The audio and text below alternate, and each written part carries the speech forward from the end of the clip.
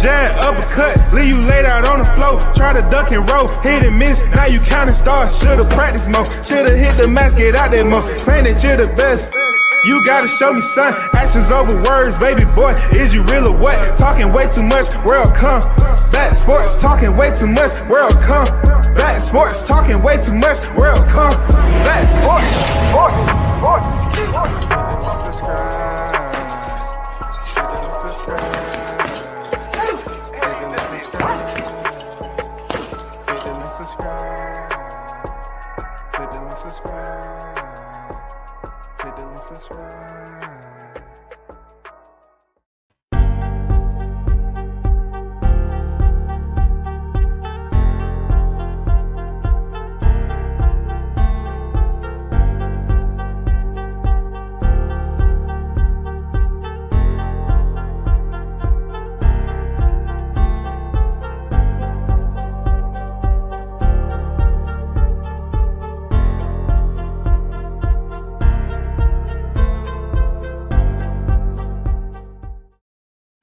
Once again, you're tuned in to World Combat Sports, man. Salute to everyone that's in the building and support your boy, man. Thanks for tuning in.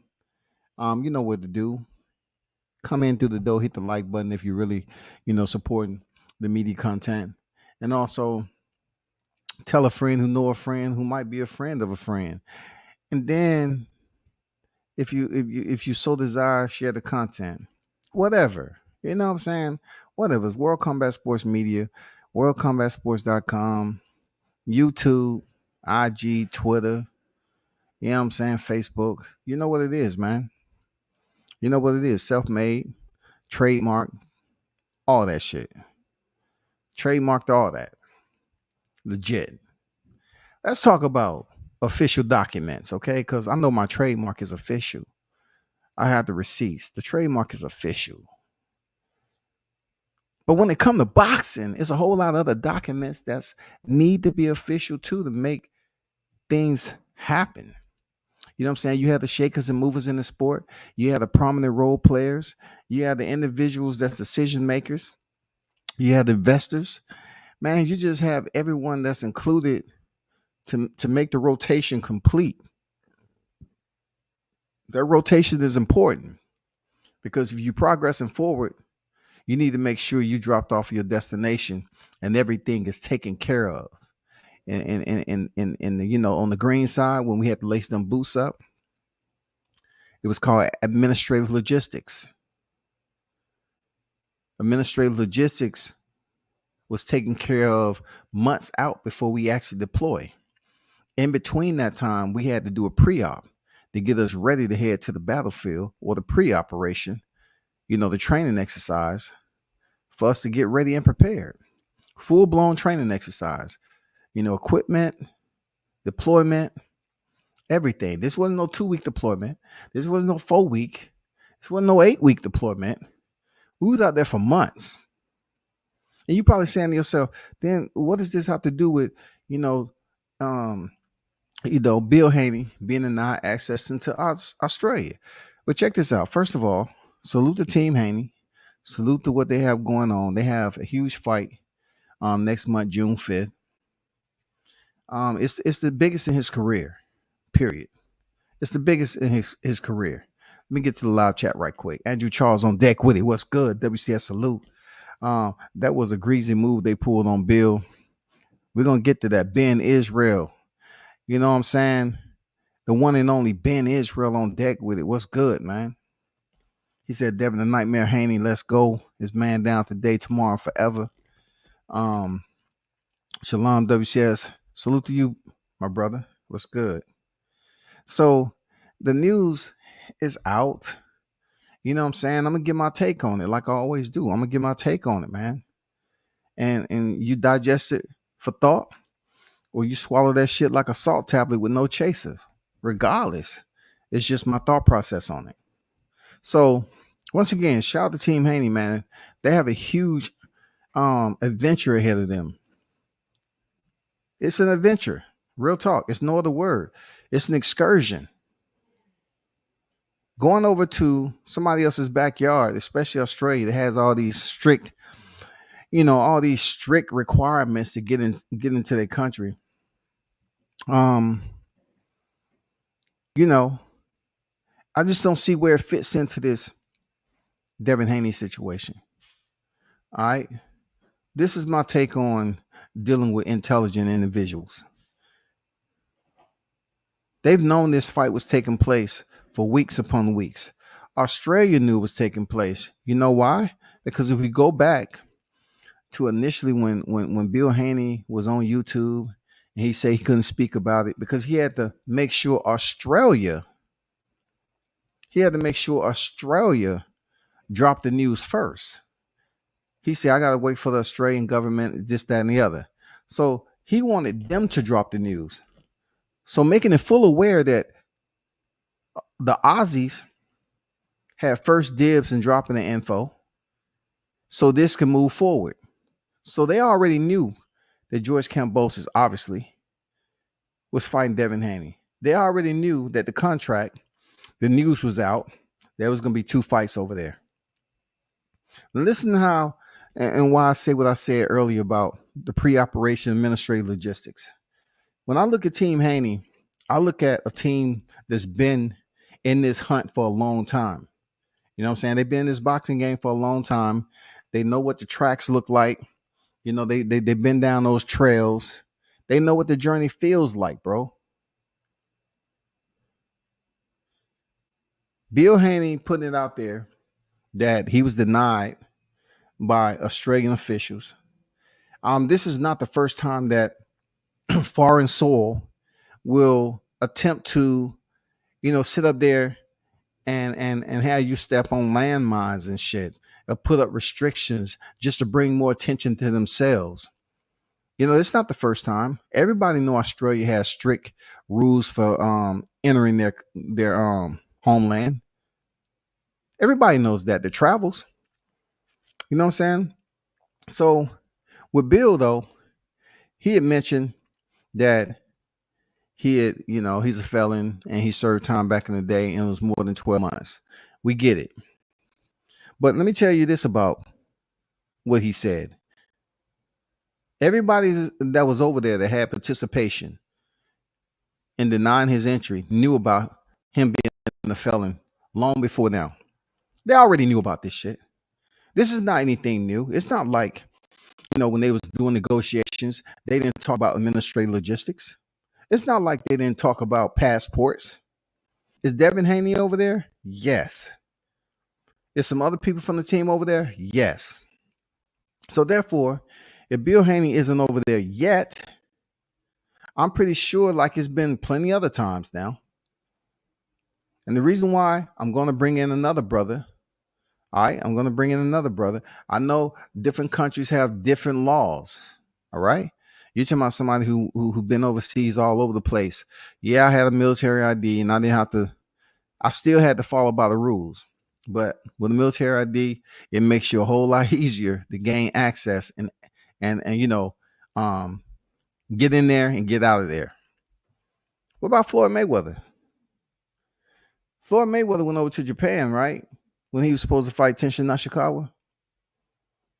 Was that before or after he had went when he's incarcerated? And him being incarcerated, was that a misdemeanor or was that a felony? There's been several fighters that have, they have paperwork on them that's still able to travel abroad. Now, this is a huge fight, whether people want to look at it that way or not. This Haney Kambosos lightweight unification bout is absolutely ginormous when it comes to the boxing. A lot of people are not looking at it that way because the fight is next month and they're just waiting for some more promo to come out. Because the way, Kambosos was acting, they only did one freaking presser. It's almost like it dropped out the map. But this is a huge fight for boxing. The reason why I'm saying that, it includes the most titles ever. This fight, the magnitude of Devin Haney making history with this fight is phenomenal. No other fighter in the history of boxing has fought for this many titles. Now, I don't know if Devin Haney them petition, or do you still have to petition the franchise title? But no other fighter in history has fought for this many titles at one time. This to include the franchise belt. We're not talking about the IBO title. We're not talking about none of that. We're talking about from the franchise all the way down to the WBO, the ring, the lineal. Man, we talking about the whole kit and caboodle. We talking about the creme de la creme. We talking about the entire basket. The entire mantle of titles. So you're trying to tell me that the Australian magistrate had no idea that Bill Haney had paperwork? Is that what you're trying to tell me? And then not only that, if they, the American people, are looking at this like, oh my God, I'm shocked. Why? Just look at the fight itself. Devin Haney is already behind enemy lines, entering the gates of the Australian boxing fans. What I will say about people that's saying he needs his father, come on now, man. Devin Haney ain't no kid. Devin Haney ain't no kid. I know people, they get attached. What about the individuals whose father used to train them and they're not able to travel anymore. They can't come over there. You know what I'm saying? People lose family members all the time.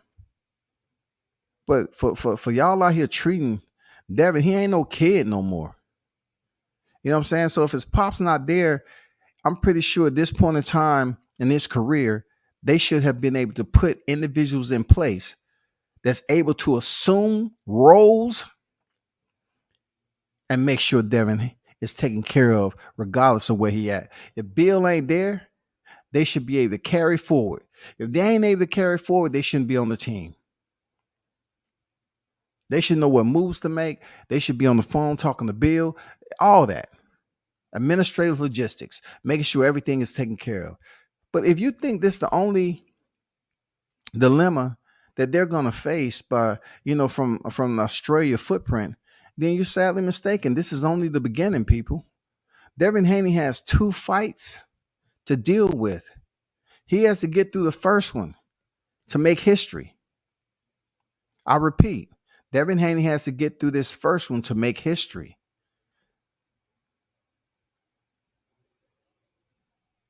Him stepping in there and winning that first fight, the magnification that it has on his legacy and going down in the boxing annals as the first to ever do it is huge. It's beyond belief. People just looking at George Kambosos, Devin Haney, oh, it's not that. It's more than that. We're talking about legacy when it comes to the amount of titles that's being contended first time ever in the lightweight division. First time ever. The first. Devin will be in a community pretty much by himself if he's able to win this first fight, okay? By himself. Then on top of that, he will go down in the 4-belt era because he will have the 4 belts. He will go down as the undisputed champion in the 4-belt era with a very small list of individuals. Most recently added Canelo Alvarez. You have Alexander Usyk, the pound for pound king, Terrence Bud Crawford, Jermaine Taylor. You have a lot of individuals, Josh Taylor on there. You have a lot of people that's on that list that he will become a part of. He's able to get just through this first fight now. This ain't no win the first fight and the titles are on hold until you come back in here and win the second one, then you're able to take ownership. No. George Kambosos has the titles. Devin has the WBC title. It's for all the marbles. So Bill Haney is denied access. And I'm thinking to myself, this is something that they knew a long time ago. Look, you're talking about a team who's fighting at the highest level that has completed a press conference knowing that they're going to face George Kambosos in Australia for the Aussie double, right? So being that they know they have the Aussie double, This is not any new information that just popped out of the blue and said, "Oh, he has paperwork. We're going to deny you access." They don't want to do that. They don't want to turn this into a debacle where it's embroiled in scandal. You know what I'm saying? We don't want that. We don't want scandal. We don't want that word, the S word, sabotage. We don't want malicious acts of discontent. We don't want to hear all that bullshit when it comes to this fight. So I'm gonna weigh a little bit on the lighter side. I believe they may potentially get this straightened out. Let me get back to the live chat right quick.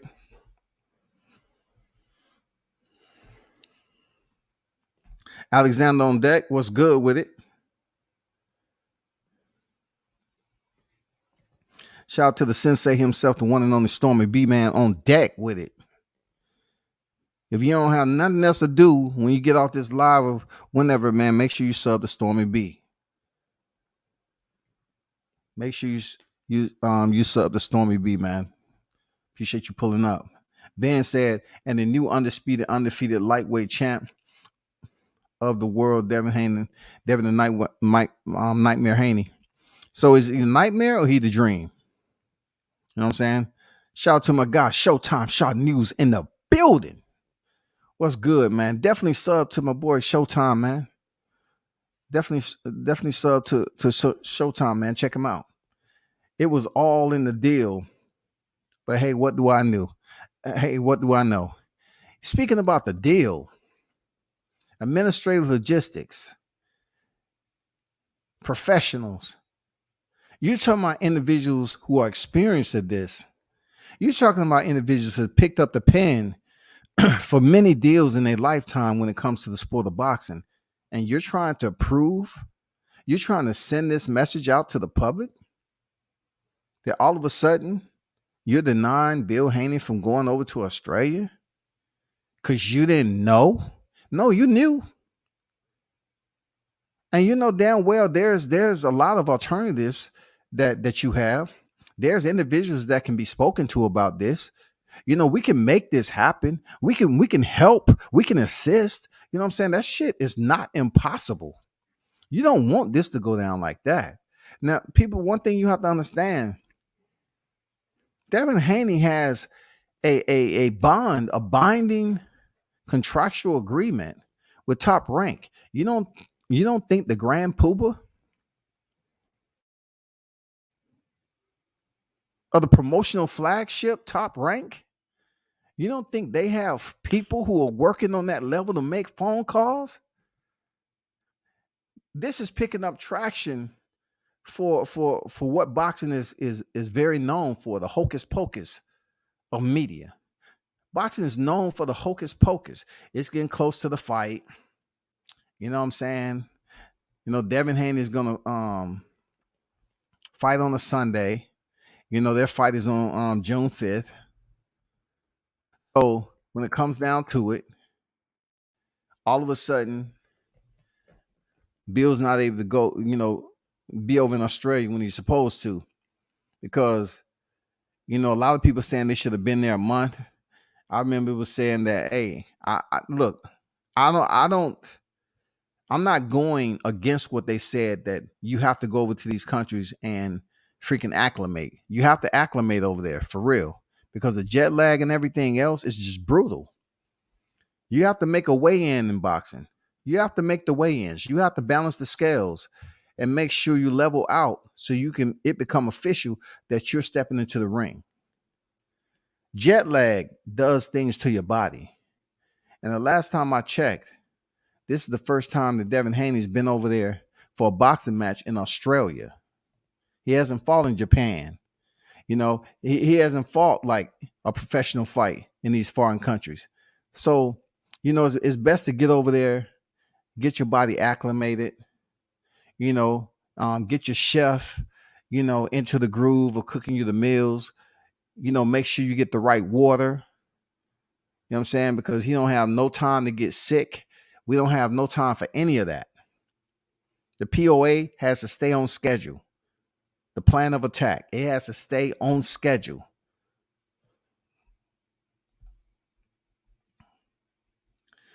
This is the time to say, F no, pull out.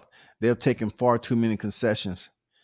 Hey, Stormy B, look, Stormy B been, cutting to the chase and say, hey, it's already too many concessions that have been signed off on. You know what I'm saying? The fact that he's taking that amount of money for the purse, which I don't pocket watch, but you know what I'm saying, the purse amount. And then there's the simple fact that he has an Aussie double. He has a one-way rematch clause. That's very concerning to anyone and everyone with just a minimal sense of intelligence. That's very, very concerning. And that's exactly what Stormy B is talking of.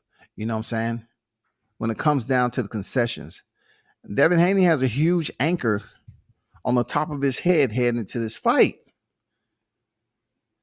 You can't word it any more different. This is huge, bro. This is a heavy load to be carrying around. You have to go in there and win the first fight to sustain relevancy in the lightweight division, to be able to go in there as, I don't even know what to call it, because I feel that Teofimo was undisputed due to the implementation and how Mauricio Suleiman praised this belt and how he wanted to inject it into the boxing divisions. The amount of power that he gave these franchise titles. But this right here, Devin Haney wins the first one. He comes in there on the second half. He has the battle again.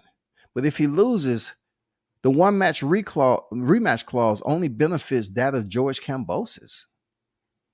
It doesn't benefit Devin Haney at all. Devin Haney has to win the first one.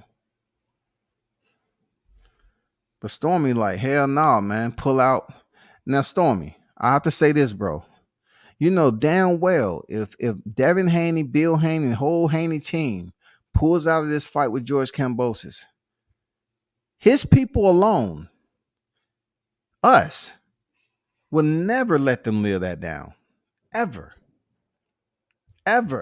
People, you want to know how many people are going to leave the room that was in here trying to, see, root and cheer Devin Haney past the first fight?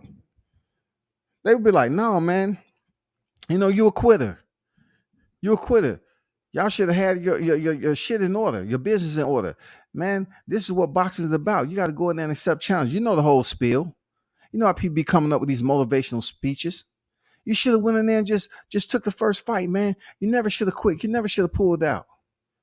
They're not going to think about all the sacrifices that's already been signed on to for this fight. But I look at it like this, Stormy. Ali said even the greatest have to suffer sometime. That's what Ali said. He said even the greatest have to suffer sometime. And even though there's a moment in Devin Haney's career where he's suffering, I, myself, I'm just on tap with just supporting to get, past the line of departure. The line of departure is the last demarcation before you go into battle.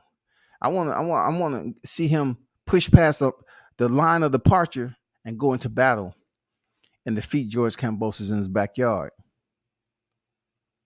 I have to weigh on the lighter side, the brighter side. You know what I'm saying? Just give him a bit more illumination to the magnitude of this bout.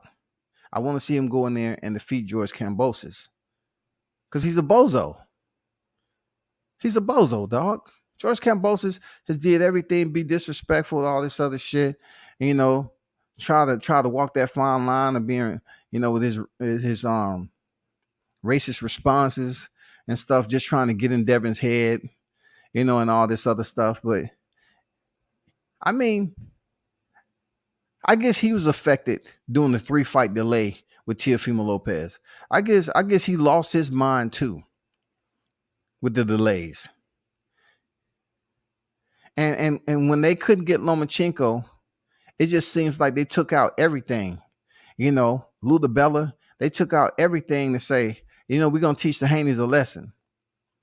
The first time they was over here, they wanted to outprice themselves, so to speak, quote unquote, allegedly. But now we can't get Lomachenko. We got to come back to Devin Haney because there's no other name out there that the fight fans will want to see. But they're gonna pay. They're gonna pay for this. That's exactly what they said. They're gonna pay for this fight, and that's what you got. One-way rematch clause. 2 fights in Australia. Jesus. And then you got a third fight. If Devin Haney is able to complete the Aussie double, he has a third fight when he's facing Lomachenko.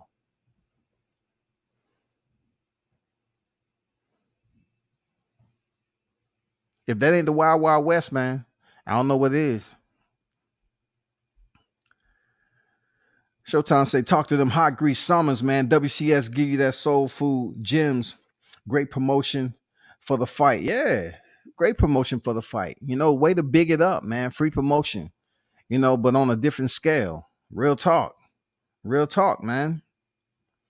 I just hope they don't try too many shenanigans while Haney is down there leading up to the fight. Andrew, look at it this way. Look at it this way, bro. This is the only way I can put it. In life itself, without putting no background music in here, man, there's certain situations that are going to be tougher than what we imagine, man. Just being in a combat sport enough is tough. You're taking punishment to the head, body, and everything, right? We're talking about a professional occupation that has no retirement plan. It has no type of benefits at the end. So the fighters, while they're still active and healthy enough to compete, what they have to go through situations like this. They have to go through situations like this, man. This is one of those situations that Devin Haney is at the bottom of the pit, and he can see the light at the top, but it's a long climb. It's a long ascension. You know what I'm saying? He has to fight his way out of that pit. And not only that, when he comes even close to believe he's at the top, if he gets past the first one, he has to get through the second one. The biggest test of a man is what? Doing challenge and controversy.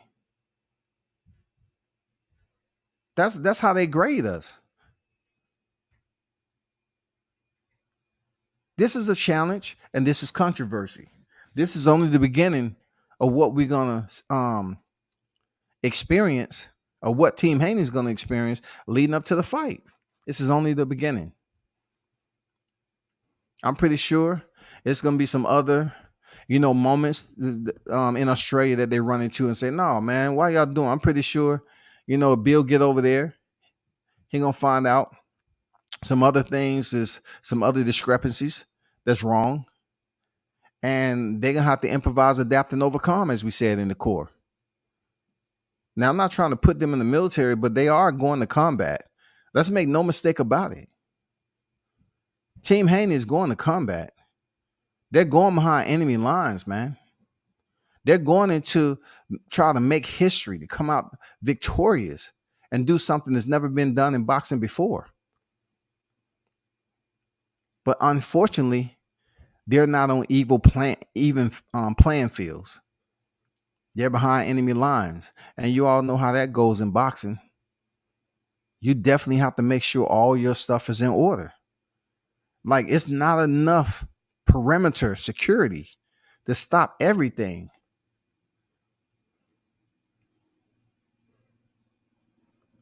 This is only the beginning. It's going to be tough.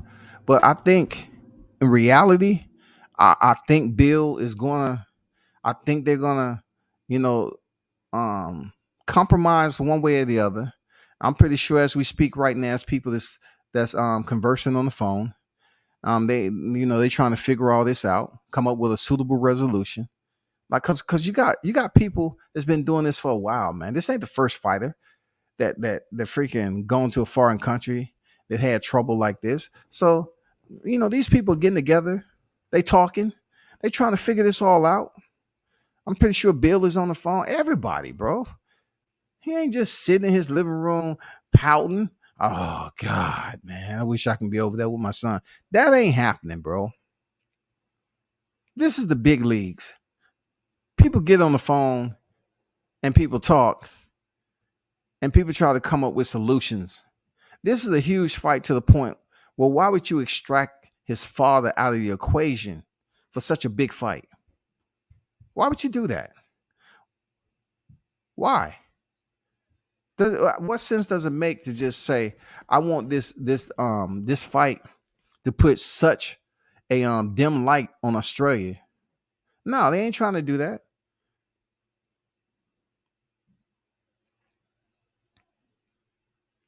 They're not trying to have that moment.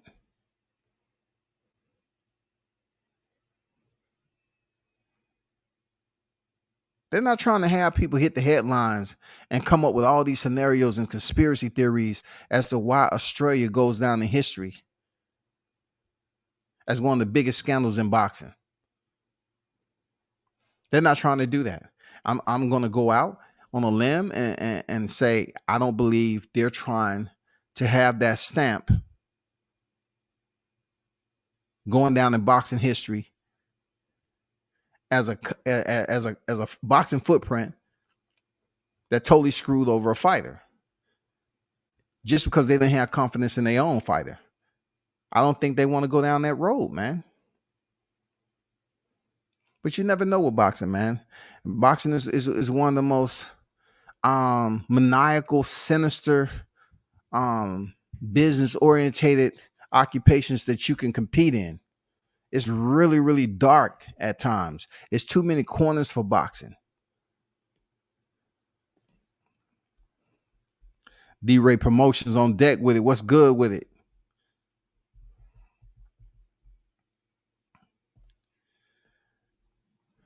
Stormy B say, Dan, they're not his people. I agree. If you have people on your team that was incapable of ensuring that paperwork was completed and Bill was cleared to go over there, this has to be something else, like Showtime just mentioned. If he's not able to get over there, period, I'm going to go out and check the box and say, you know what? They signed those papers knowing that Bill wasn't able to go over there. But I'm going to keep confidence now that everybody on this team was competent. They made the appointed phone calls. They tried to make the moves, and this just came out of nowhere. Or they plan on bringing Bill over there sometime this week. All right, we can just stay positive. They're gonna get him over there one way or the other. They're gonna get him over there.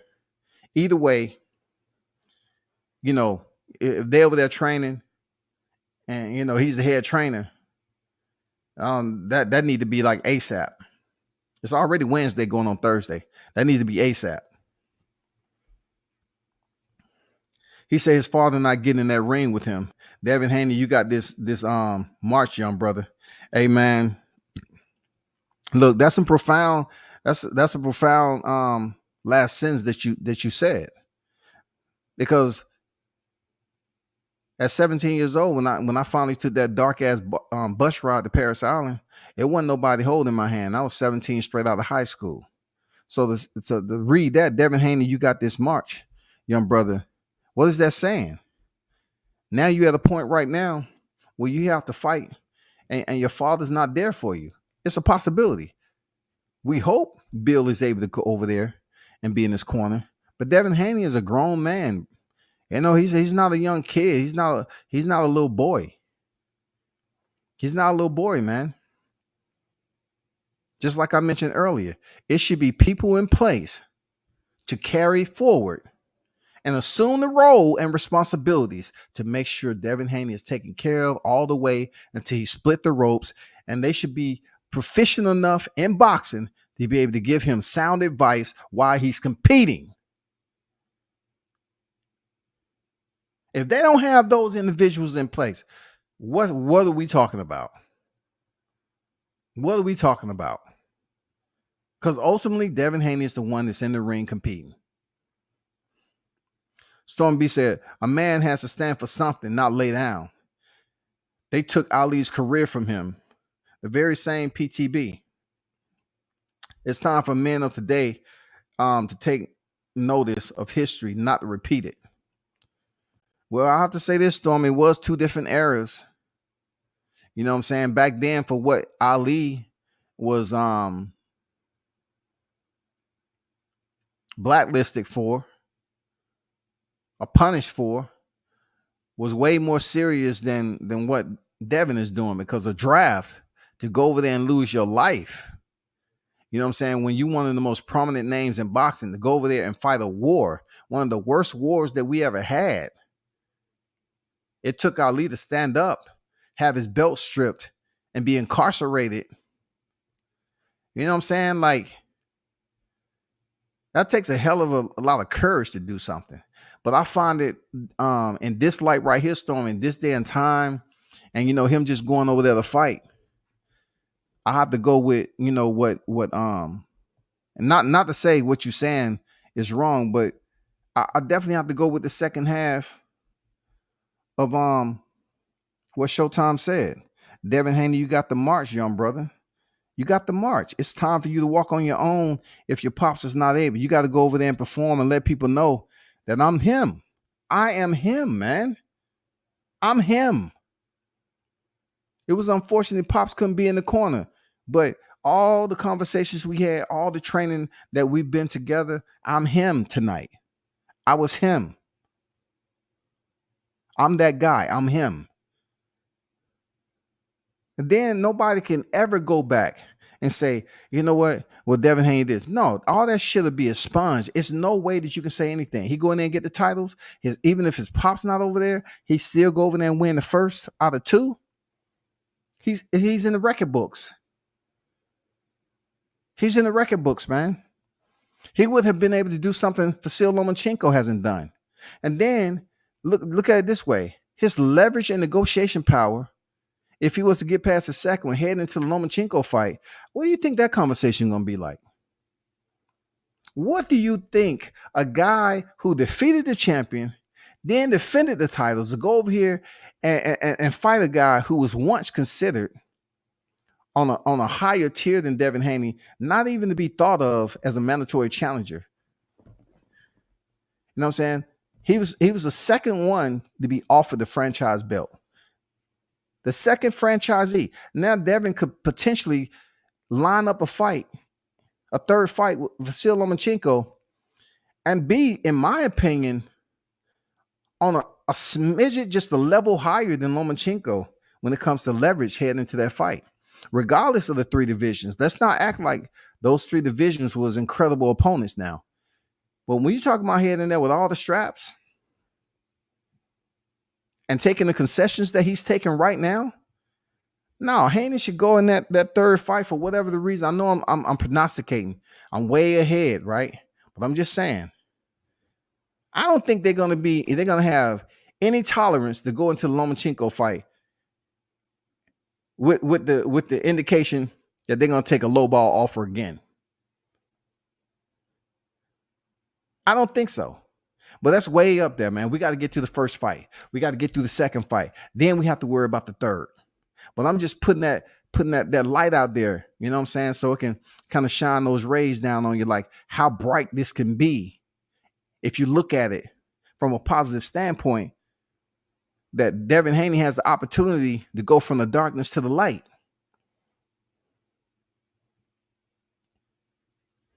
He has the opportunity to go from the darkness to the light, man, on a whole nother stratosphere if he gets past this Aussie double.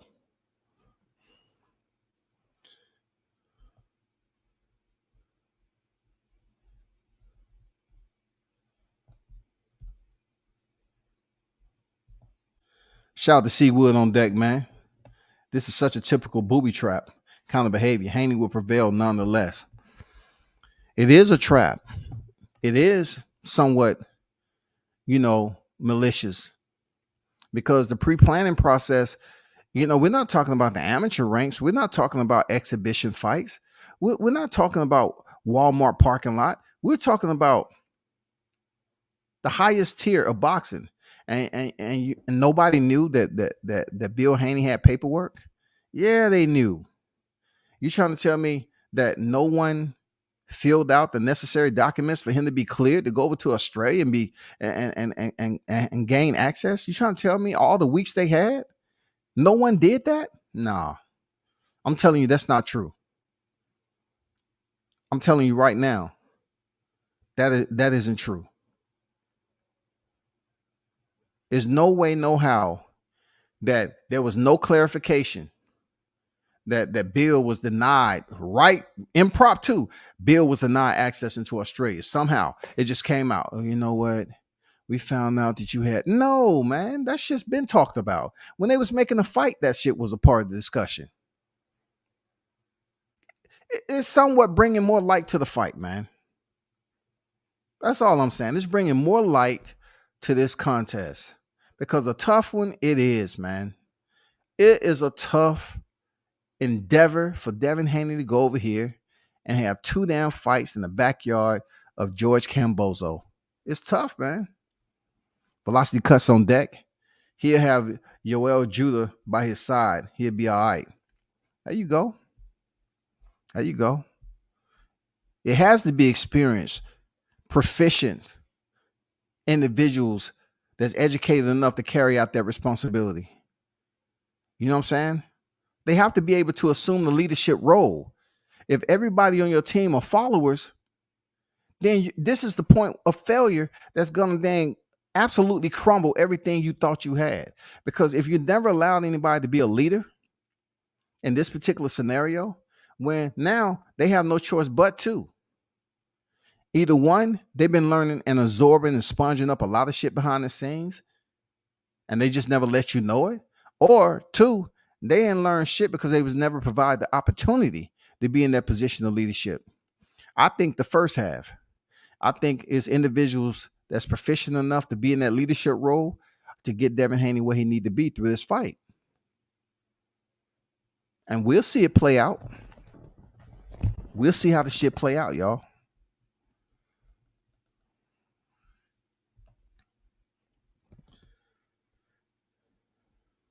Teach on deck, man. I see you. Salute WCS. Salute to you. The lack of preparation, I don't think so, man. There's no way. From everything I used to have to plan, man. I seen how things at 17, 18, 19 years old, man. You're talking about a cat who used to courier TS messages to the Pentagon, bro. Like I seen how the preparation is. You know what I'm saying? I used to brief generals, a room full of like 30 plus officers on future and current operations. No, man, no. This ain't the military, but I'm talking about people at the highest level communicating. No, man, this cannot teach. This cannot be a lack of preparation. I hope not. This cannot fall by the wayside at this level that says a lack of preparation, all due to paperwork that's out there already. It's been out there for years. For years, man. Bill know he had that paperwork forever. Boxing knew he had that paperwork forever. Man, come on. He ain't the only one in the sport that has paperwork. The amount of days, weeks that they had to prepare, knowing that they had to get these visas approved and all this other stuff to go in there to compete. No, I just don't believe wholeheartedly that it just pops out of the blue. I said it was a mistake going there 1 month in advance, and they did it less than a month. Now that I agree with you on, man. I agree with them not going over there. I would say 6 weeks. 7 weeks. It costs a lot of money to go over to another country, man. You know what I'm saying? For 7 weeks and get acclimated and try to keep your fighters safe. You know what I'm saying? That's a lot. But hey, we're not trying to put up bookmarks on what they did wrong, all the cons that they did wrong heading to this fight. But I do agree with you on that aspect. It would have been good that they went over there at least minimal 5 weeks, in my opinion. 5 weeks. 5 weeks to get everything acclimated and get his body adjusted and all that. King Mitch on deck with it. Was good there, Mitch. F for father not being there. It's his trainer, the head trainer. It's just a big deal to not have your trainer and manager alongside on the foreign soil. Once again, Mitch, this is my mentality, bro. I totally get what you're saying, and I'm not really, going against the grain on it. But I think y'all going off a lot of what you have been able to visualize and attach him with. It's been plenty of father-son trainers in the sport of boxing. I'm not denying the fact that it's messed up. I'm not denying the fact that it kind of, it's definitely a matter of missing out on somebody that's close. You know what I'm saying? We're talking about family, not just a trainer. We're talking about family.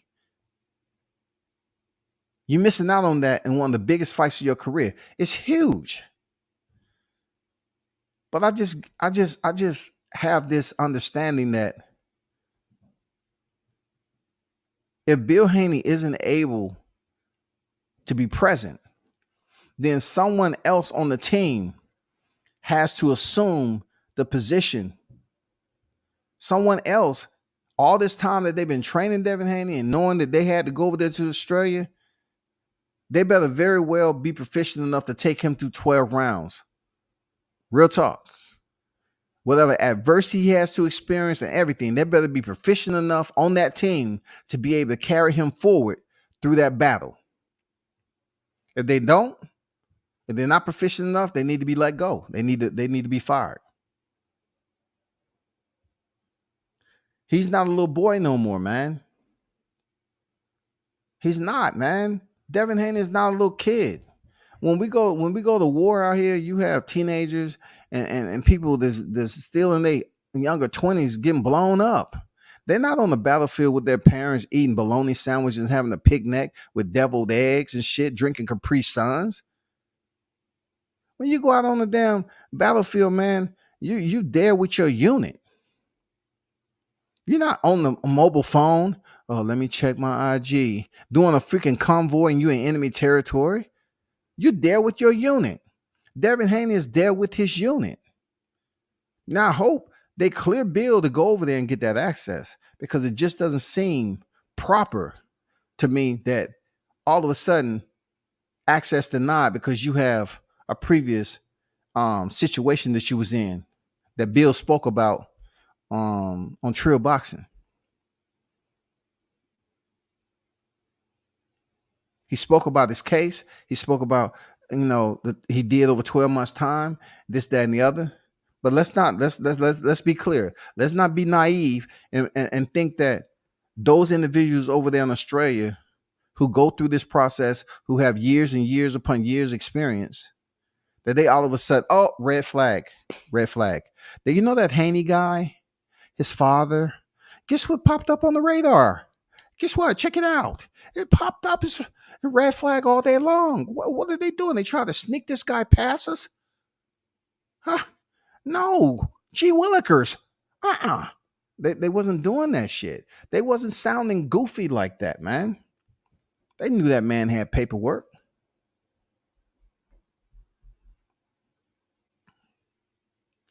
Got to give the young champ credit. Majority of these other fighters wouldn't even get on the plane without their trainer. True. But sometimes a man has to walk on his own, man. He has to go for that march on his own. I'm not saying as an individual, there's no other people that's there to assist you on that march. I'm saying without the presence of that figure, that father figure, trainer, I understand. I get it. No way as a black man I'm separating him from his, because I've lost a child. No way am I separating him from his son. All I'm saying, when it gets to this point and you're making a living in this sport, it comes a point in time that you have to march on your own. It's imminent. There's no way to avoid it. 18, you consider grown. But when you're still in a position where you're in a competitive sport and your team member is your father, I know how people are looking at this. I know how they're gravitating to this. I understand it, all of you. I do. I get it. But also, an empty, side of me is, I was like, I made grown man decision at 17 to leave the A and get on and start a career, not knowing too much of anything. I didn't have my father. You know what I'm saying? My father was asleep when I left. He had to get up for work. I said bye to mom, went down there, stayed in an empty ass room, cold as hell. I was like, God damn, am I goddamn African caribou up in this motherfucker? Like, it's cold as shit. And then finally, some other people filtered in, after being in there. They gave us a damn sack lunch. I don't know who the fuck made that shit. It seemed like that shit had been made months ago. And then you get on the bus and you couldn't even sit, like you couldn't talk, you couldn't say nothing, and you going on a lonely ass ride to Paris Island in the dark and two or three something in the morning. And all that to say this, it's gonna work out. I believe that Bill is gonna be able to get access. They're gonna be able to approve the paperwork. If they're unable to approve paperwork for this first fight, then I'm gonna turn the page and say, you know what, this is freaking typical of boxing. You have so many other hands that has interest in this fight for the wrong reason. They had to take out a primary player. That primary player with an attachment is Bill Haney. That's the head trainer. That's his father. Extract him from the equation. Now let's play ball. Because I'm pretty sure George Kambosos isn't his father in the corner. You know what I'm saying? All that back and forth, that talk, that's why they was being nice, really. That's why they was being very courteous, because the Haneys know that they had to make that journey over to Australian outback. So they was being polite. They was being professional. They was leaving that fire alone because they knew they had to go see him.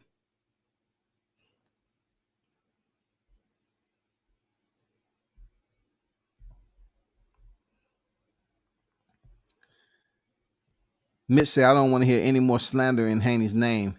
He took a great unfavorable deal to make the fight.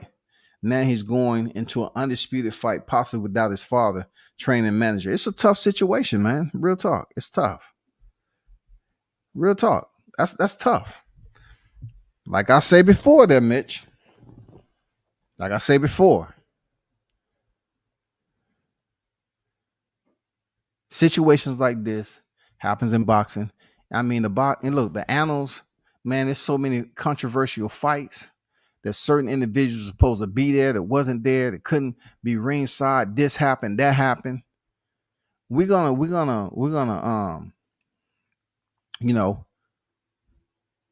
in good faith, keep a positive light on that they would get disapproved. This is one person now in one of the biggest fights in boxing when it comes to the lightweight division.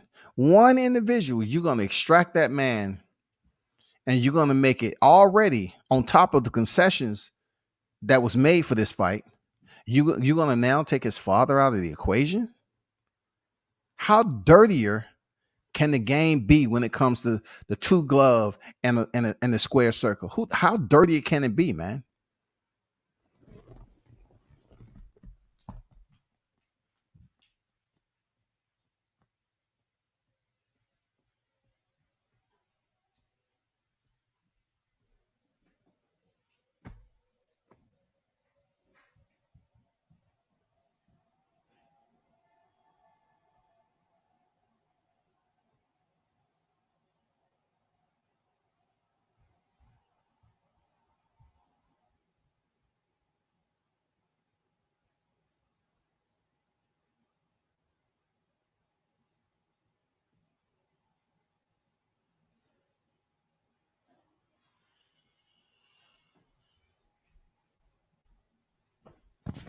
All right, I'm back.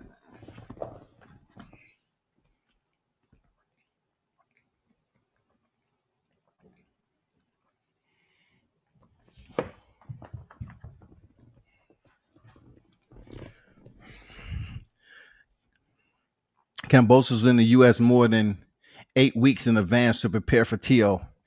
I know, man. Preparation is everything. I understand what you were saying earlier. I get where you coming from there, Teach. Real talk. I get where you coming from. I can understand why some people will lean heavy on the lack of preparation. From the outside looking in, we really don't know the details on who was doing the planning. But my assumption is that he have a team that he's been in the game. Come on, it goes without saying, a long time.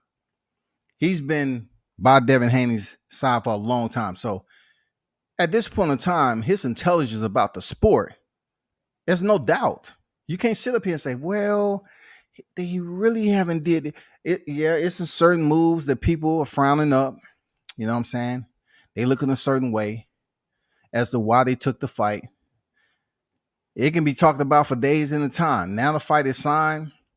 It's just not the fight that we actually wanted when it comes down to what he had to sacrifice. You know what I'm saying? It's almost like the fire is already burning and they're waiting to put Devin Haney across that motherfucker. A sacrificial lamb. He has to fight 2 fights in Australia with a one-way rematch clause.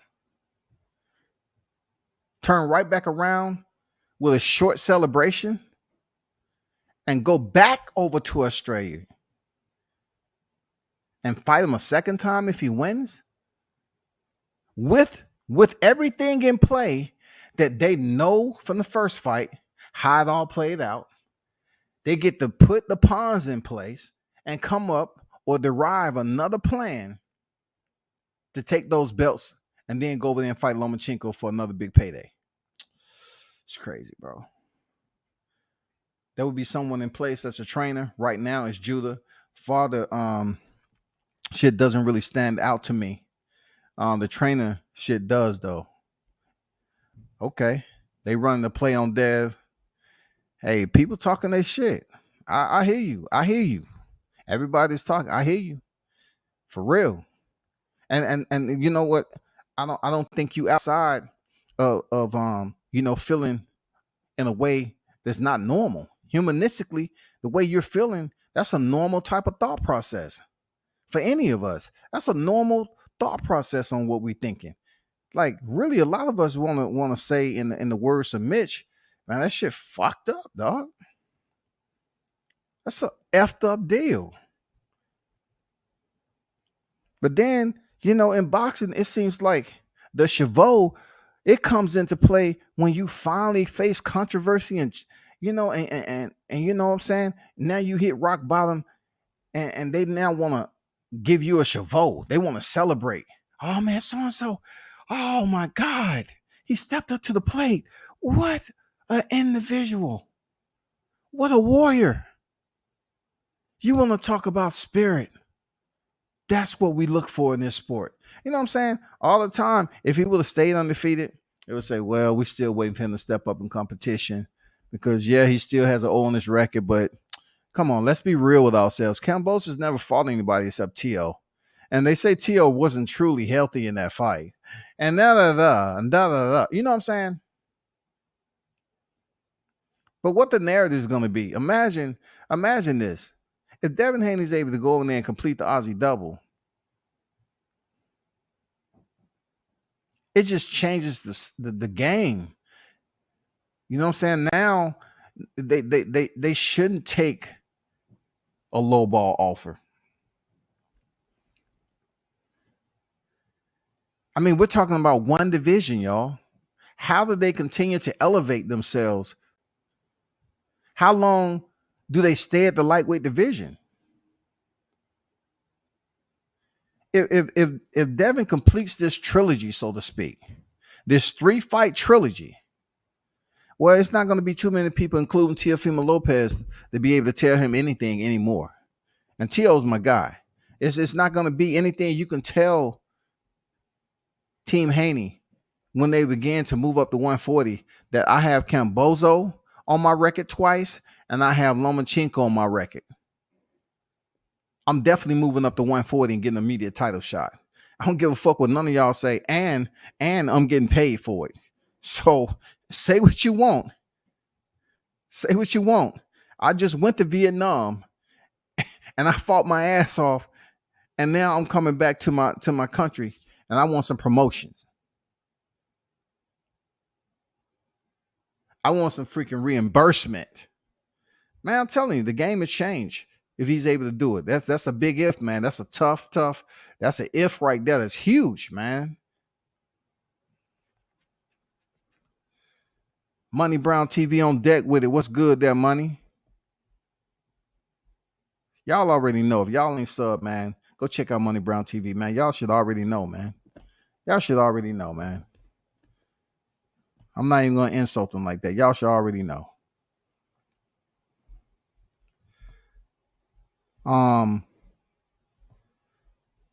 Mitch say Devin Haney a bad mofo for ignoring all the BS and still going through the fight. I don't look at it as him ignoring anything. At the end of the day, the person that he's communicating with that has a hand in the business is Bill Haney and whoever else. So I don't think he ignored it. I just feel like at this point, they're in a position. They're in such a power play at the lightweight division. They couldn't get it with Tio. So coming back in rotation, Lomachenko fell out and they was able to get this unification. They have to. Look, they have to, man. They have to.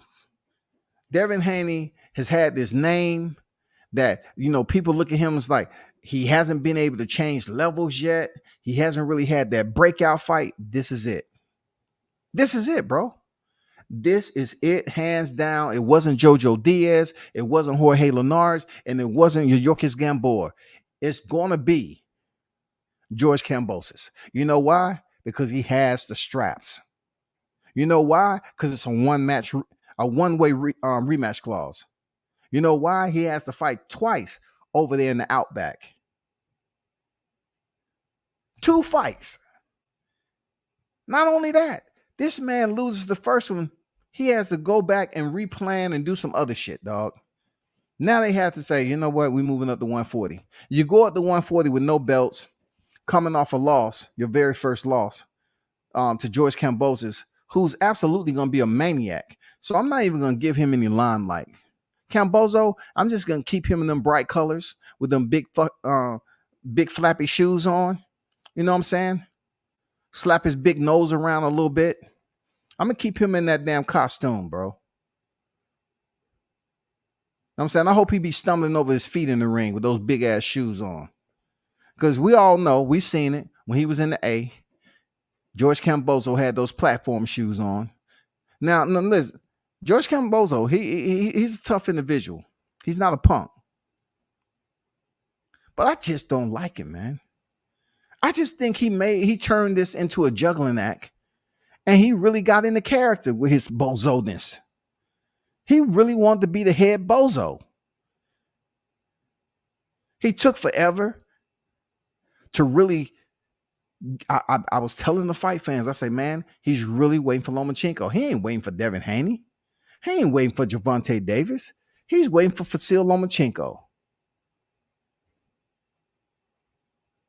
The complexion for the detection. European? Okay, come on in, guy. Come on in. All cleared. But Lomachenko, they haven't been talked about. He's a felon, right? Don't worry about that. Come on in, Loma.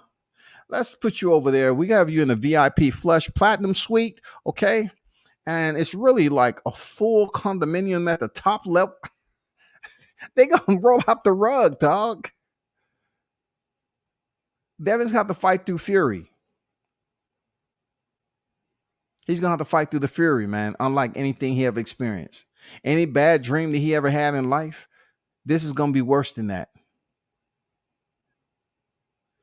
Because a dream you can just wake up out of and you can just, say, man, wow, that was close.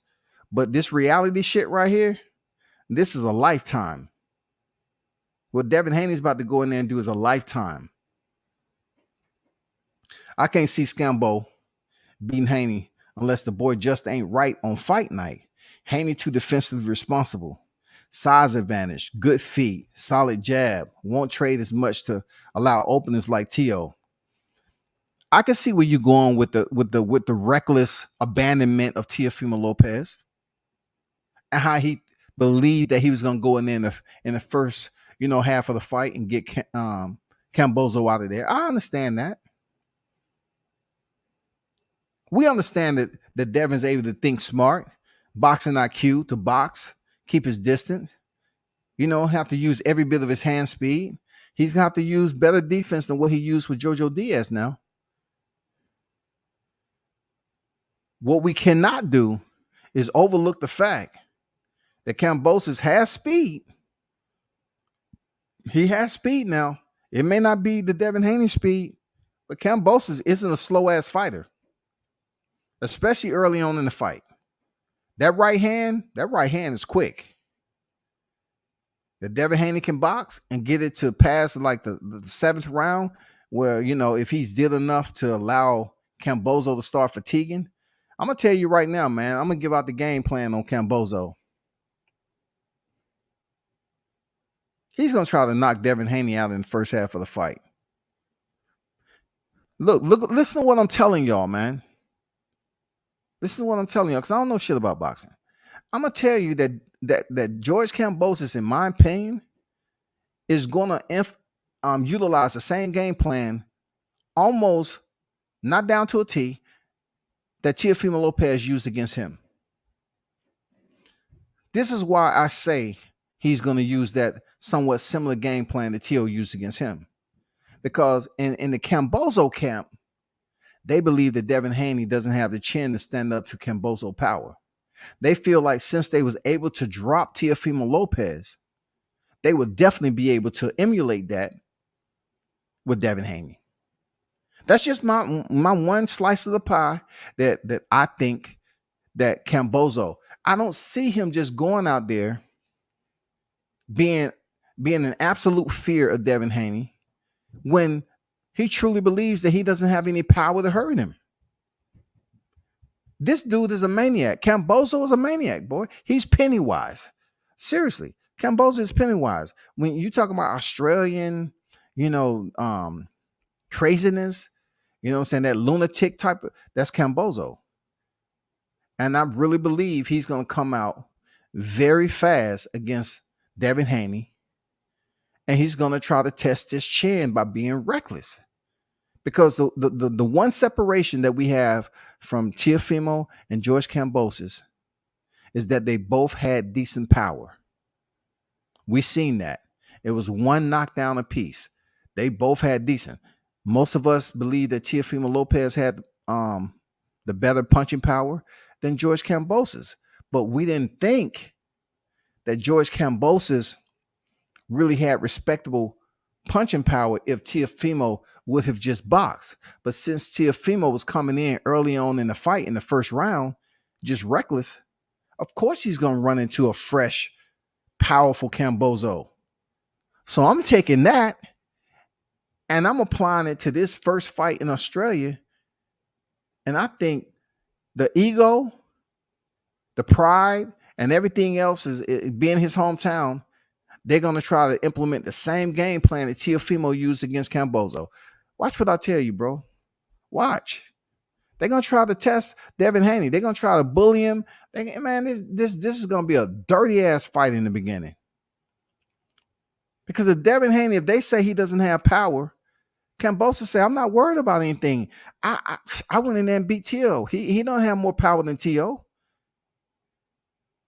That's what they're going to say. He doesn't possess the amount of punching power that Teofimo Lopez does. So guess what? We're going to kick open the front door, break all the windows. We're going to goddamn cause mass confusion and chaos in the first part of the fight to really test what Devin's at when he has to fight through tyranny. That's all I'm saying, bro.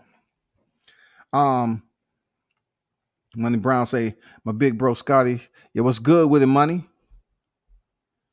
Best believe when Haney gets through this nasty ass contract 3-0, all these fighters will have to deal with his newfound A-side antics. That's how boxing is. I totally agree, man. Like I said, to anybody and everybody, this man makes it out of this trilogy. Look, if he makes it out of this trilogy, I don't want to hear nobody talk, oh, they overpricing themselves. God damn it, I'm coming there and I'm going to send a front man first. I'm going to send a spokesperson. And I'm say, look, I know we're about to start negotiations, but this is where we at already. Before Haney even coming here, are we good on this shit? Oh, it's gonna be 90-10. Y'all good with that? Well, let's be fair. We are being fair. We just came off the Australian Outback and we defeated Lomachenko. Are we good? Yes, no, maybe. Put hands in the air. All in favor? Okay, then. When he walked through the door, it ain't no negotiation. Get the 90-10 on deck, and that's what it's gonna be. Negotiation gonna be goddamn a monologue, dog. Tony Boswell on deck. What's good? At WCS in the chat. Stop in and show support and hit the like button. Salute. Just got off work. Salute to you, Tony. Appreciate you, man. Hope you had a sound day, a productive day at work, bro. Shout out to Mr. Gumbo on deck with it. Appreciate the super chat once again from Mr. Gumbo. Salute WCS. They want Devin to pay for the statement. No white boy would beat him. See, the whole time I never brought this up because when I brought it up the first time, I said I voiced my thoughts on it. I said that wasn't smart. This entire live, and since then I haven't really spoke on it. And here we are, Mr. Gumbo, sending it back up to the surface because nobody else is talking about it. Do I feel that that's always in there? Absolutely, bro. Absolutely. They trying to make him pay for that statement. Absolutely. All day, every day. And Cambozo is the one that's going to try to bring this shit to light. Shout out to Gumbo, man. I left it alone because I ain't really want to make it about that statement. But if somebody's going to mention it, especially in a super chat, appreciate the dang Cinco, man. The $5 super chat from you. Thanks for supporting the channel. But hey, I gotta say it. No one's been talking about that. They definitely haven't forgot about it. Tony said, did Devin land in Australia? Yeah, Devin's over there already. From my understanding, he's on a plane. Okay, those of you that been over there, man, that ride, man. Oh my God. From the US over there, man, it's a ride, man. Just think, you're talking to somebody who rode from to Atlanta and back by myself with my son. One of my sons at the time, when he was young. The crying, the ear popping. Oh my God. Dang. I hope he did get used to the altitude and time change. He has an entire stadium that's against him. Nothing but respect for chasing greatness. Hopefully he can do it. Yeah, man, we all, come together to see what he has to sign with. Some people, they're going to be anal about it. They're going to say, man, fuck that, man. They never should have put themselves in a position. Well, if you rewind and remember that he wanted to fight with Teofimo Lopez. All right, when his resume wasn't all that, he had pretty much a banal resume. It wasn't anything to get excited about. Then Teofimo chose Cambozo. That didn't work out for him. Lomachenko didn't work out for Cambozo. So now you have to come back to Devin Haney, the one who said he'll never lose to the white boy. And then also you have to factor in that he's facing the toughest challenge that many fighters hasn't chased in their entire career. They've been in over 15 years and never faced no challenge like this. They always talk about how Floyd had to make sacrifices to get what he needed. You know what I'm saying? This is one of those sacrifices, just like was said earlier.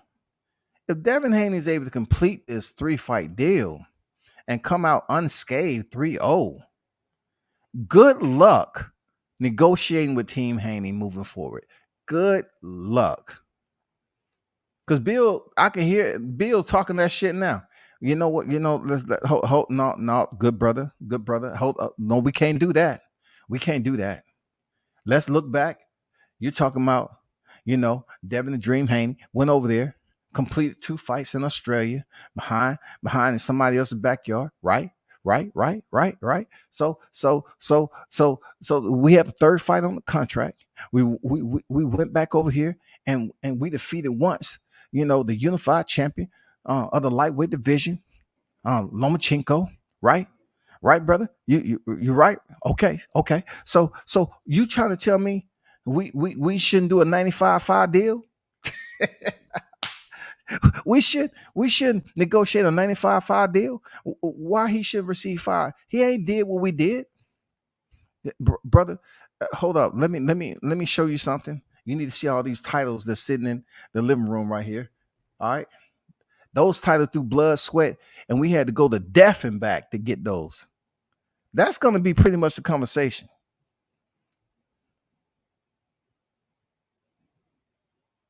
We had to go and goddamn pass by Lucifer himself in the outback. We had to slap him around a little bit and tell him, yeah, we just visiting. Sit your ass down. We'll be out of here. They have to go to the outback, dog, the hot ass outback, and walk up out of there with those titles. Twice. Miss say, not that Haney is ignoring the bullshit, but I'm proud of him for taking all this shit in stride. Most fighters wouldn't be able to deal in the first place. They definitely back out if the trainer banned. Like I said before, Mitch, man, I don't think it's an option. I don't think this is an option for Team Haney to even consider just because his pop's not there. You know what I'm saying? This is a legacy. This is one of the most fucked up deals.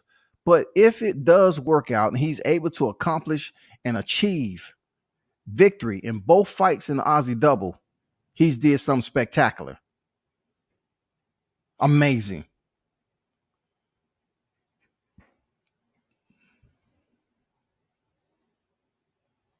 Amazing. I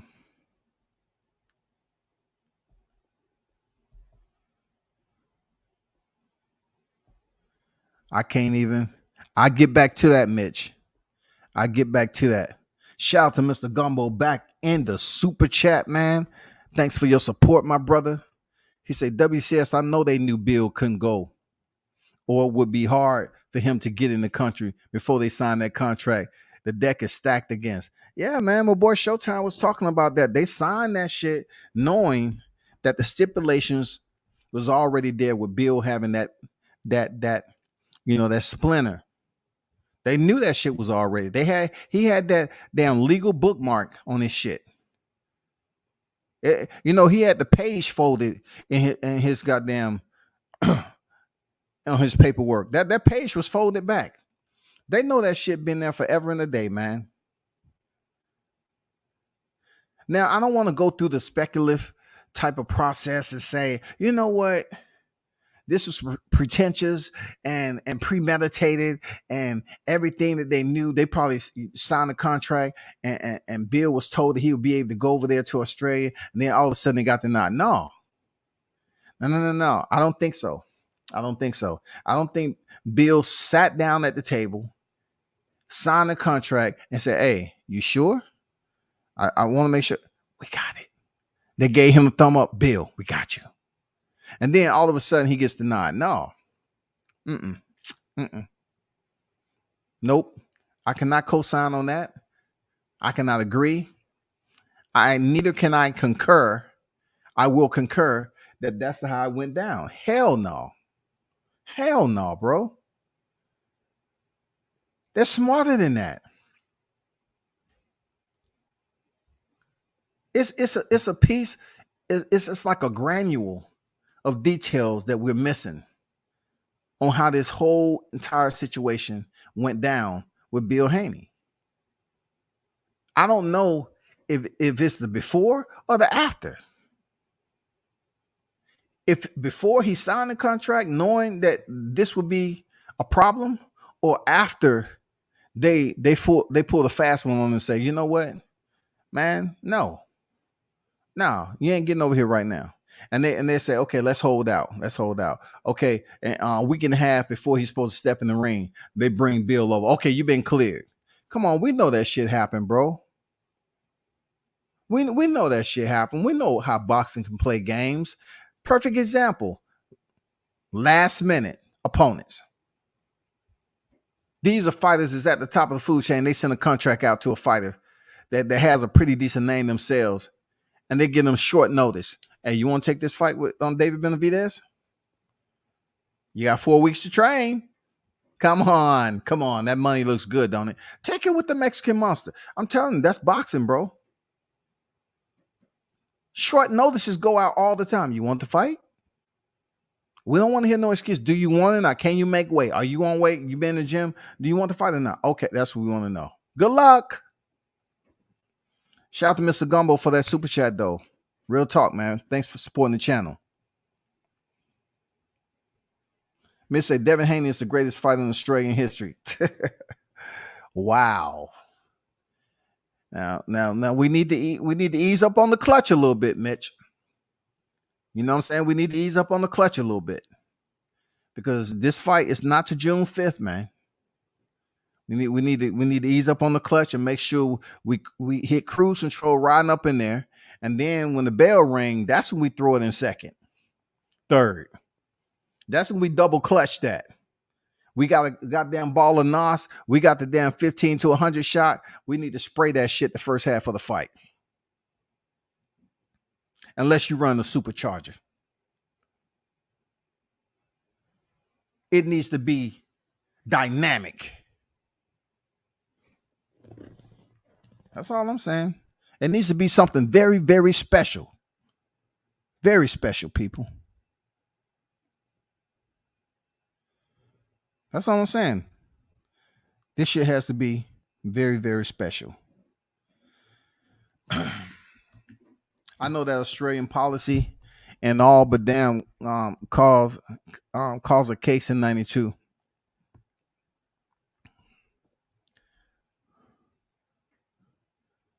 Man, they don't care when the policy. If you read, like I went in there and read the their policies, for visas and stuff like that. And do I still have that up? Let me see. I still have it. Yeah. Check this out. It says, to be granted a tourist visa to travel to Australia, you must be deemed to be of good character. The Australian authorities will take your criminal record into account when determining whether you are a good character, and will have particular concerns if you have substantial criminal record. They define a substantial criminal record as the following: a sentence of life imprisonment, a sentence of imprisonment of 12 months or more, regardless of time served, acquittal of an offense on the grounds of either unsoundness of mind or insanity if, as a result, you have been detained in a secure hospital or facility, a current or previous association with an individual, group, or organization suspected of having been or being involved in a criminal conduct.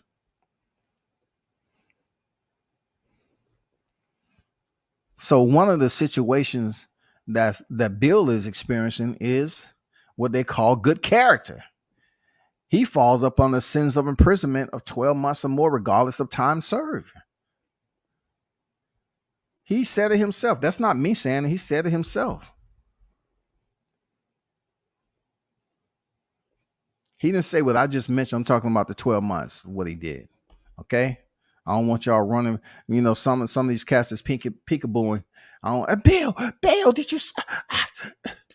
He ain't trying to hear that shit. He's trying to goddamn get over to Australia, get settled in, and get to work. That's it.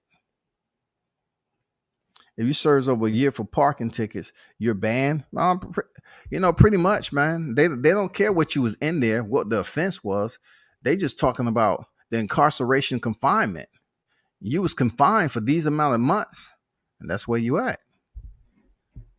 You know what I'm saying? You might have got caught burning a Bible where it was illegal to burn a Bible. Even though it's a non-violent offense, they don't care that you did 12, but it was for burning a Bible. Oh, dare you burn a Bible? How dare you? Get out of here. Take him back to the dang border and get him out of here.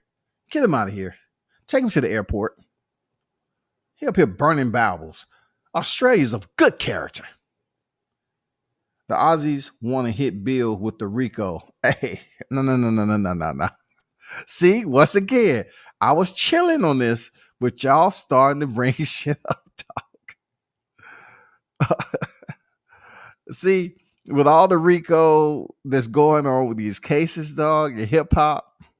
Oh my God. Man, I was just trying to keep it boxing attentive. You know what I'm saying? And now we got someone saying they trying to hit Bill with the Rico, dog. Damn, dog. That's funny. That's funny as shit. I ain't gonna lie.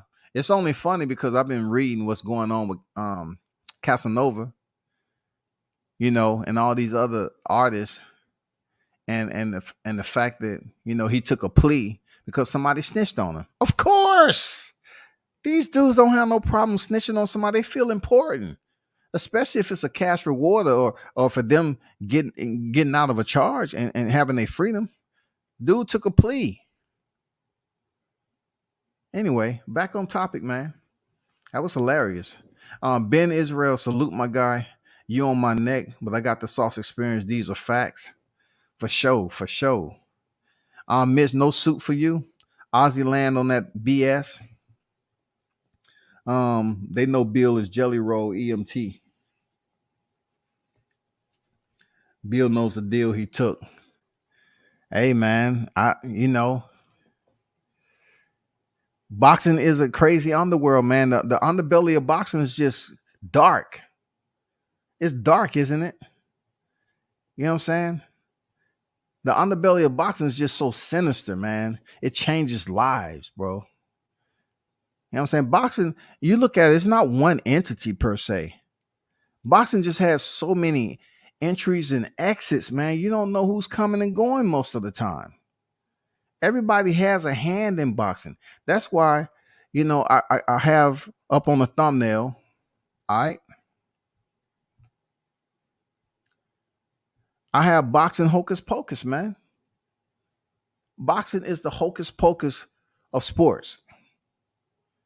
When you have something that's not regulated, and you have all these belts and sanctioning bodies, you have all this money that has to be paid when you do win the belts. And sanctioning fees are mother. Why does it cost so much? You have 17 divisions and you don't have enough champions out there to pay?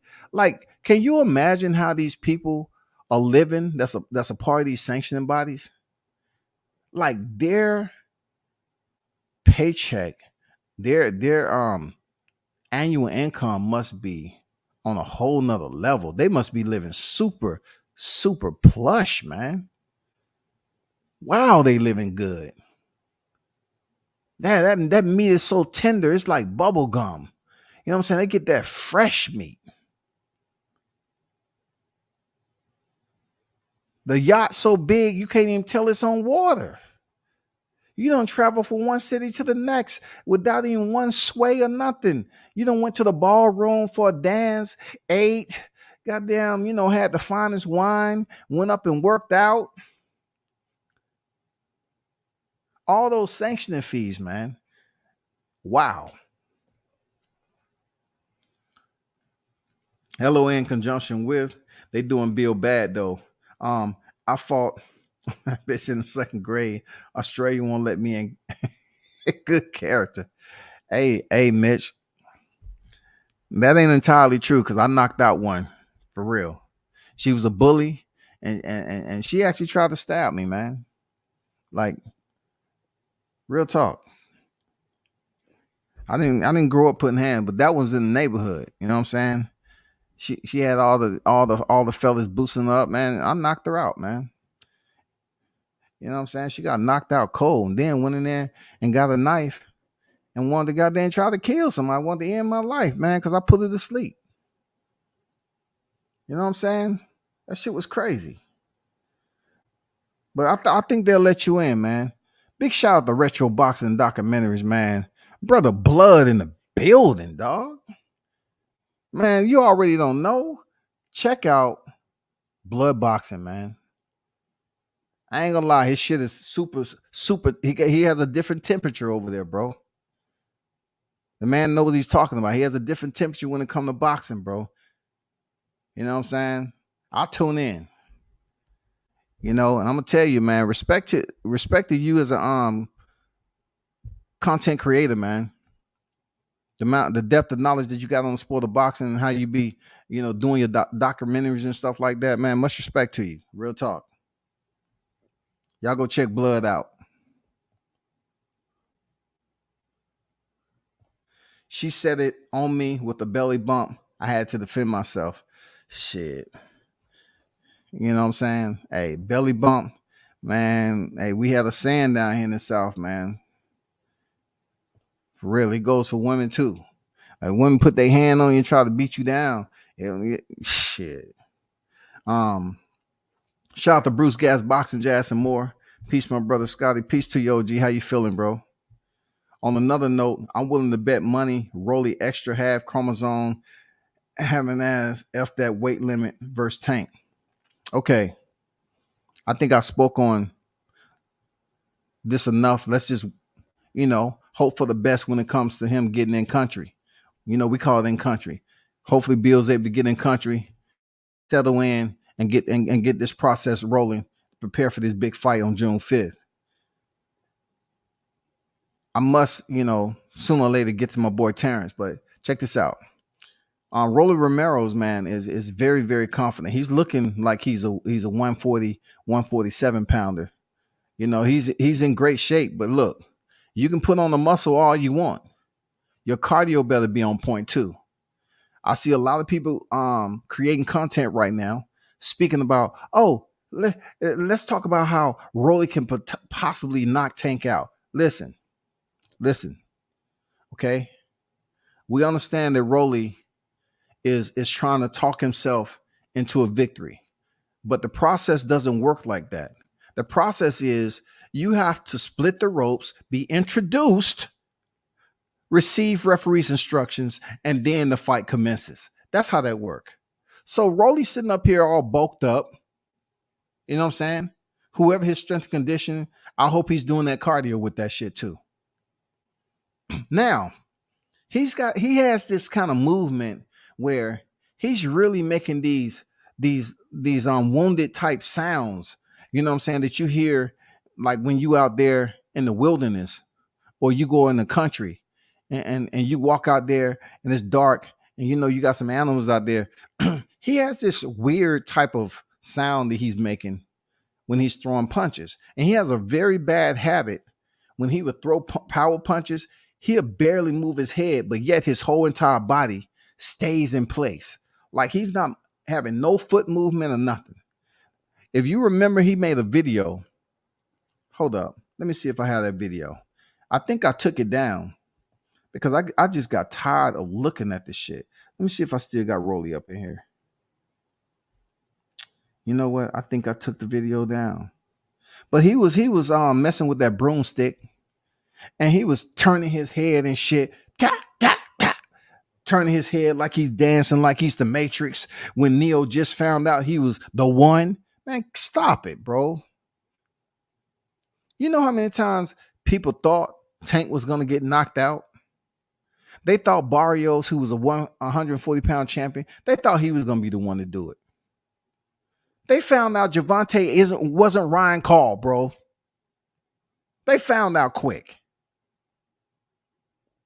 What they used to say, oh man, Gervonta's, he's so small. He's this, that, and the other.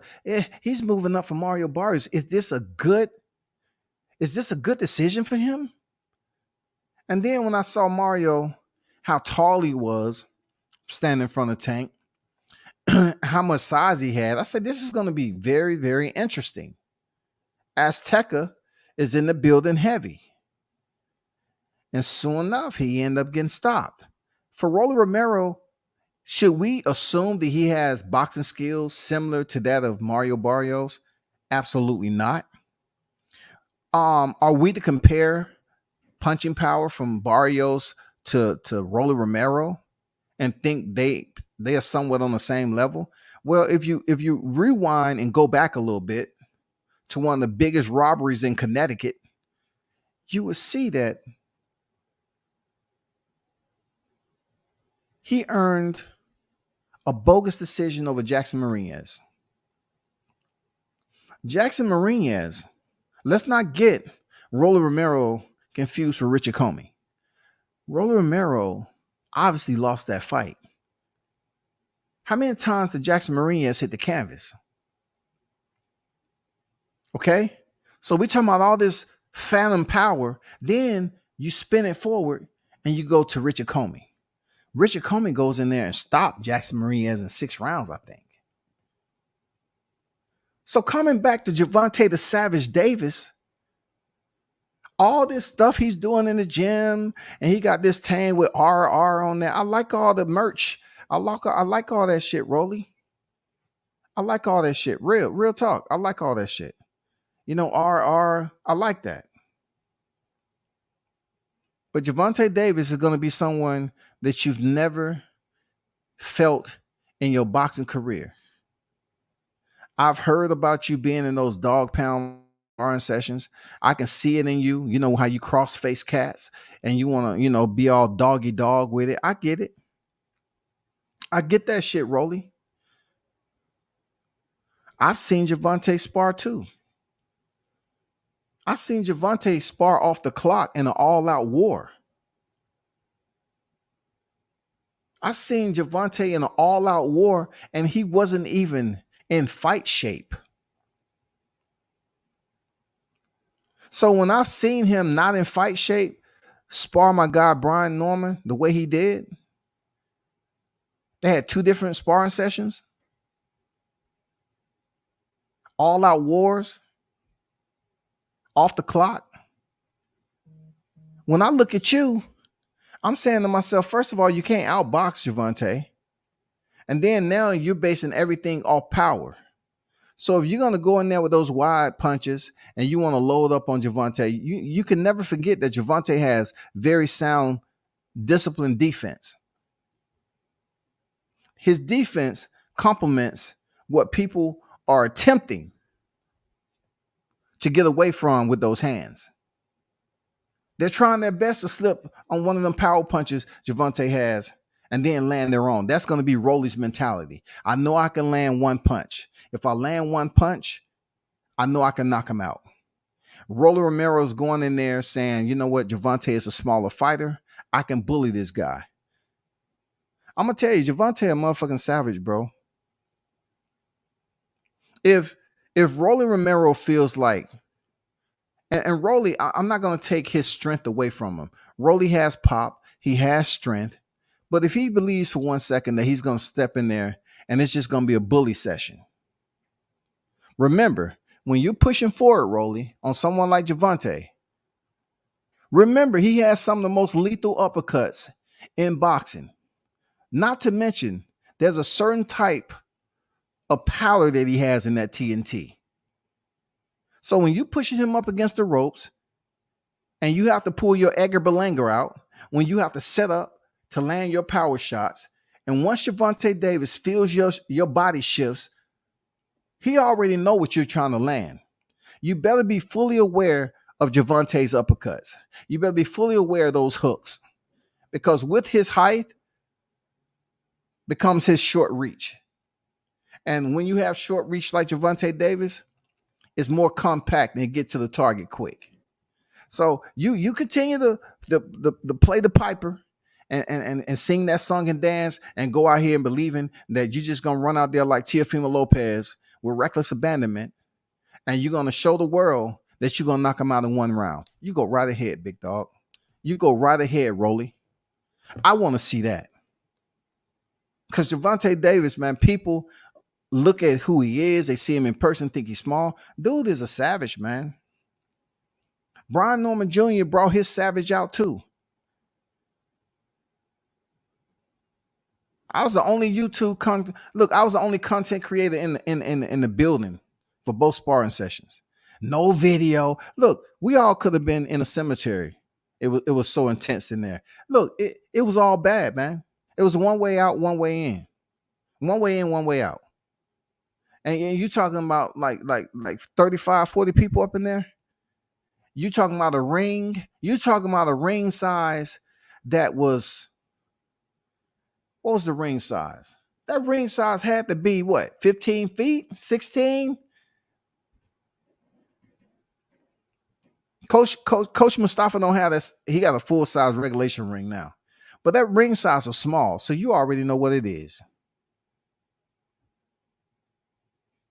I just don't see Rolly maintaining.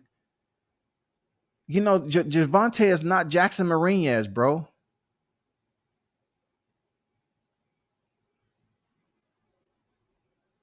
You have to understand that, Rolly.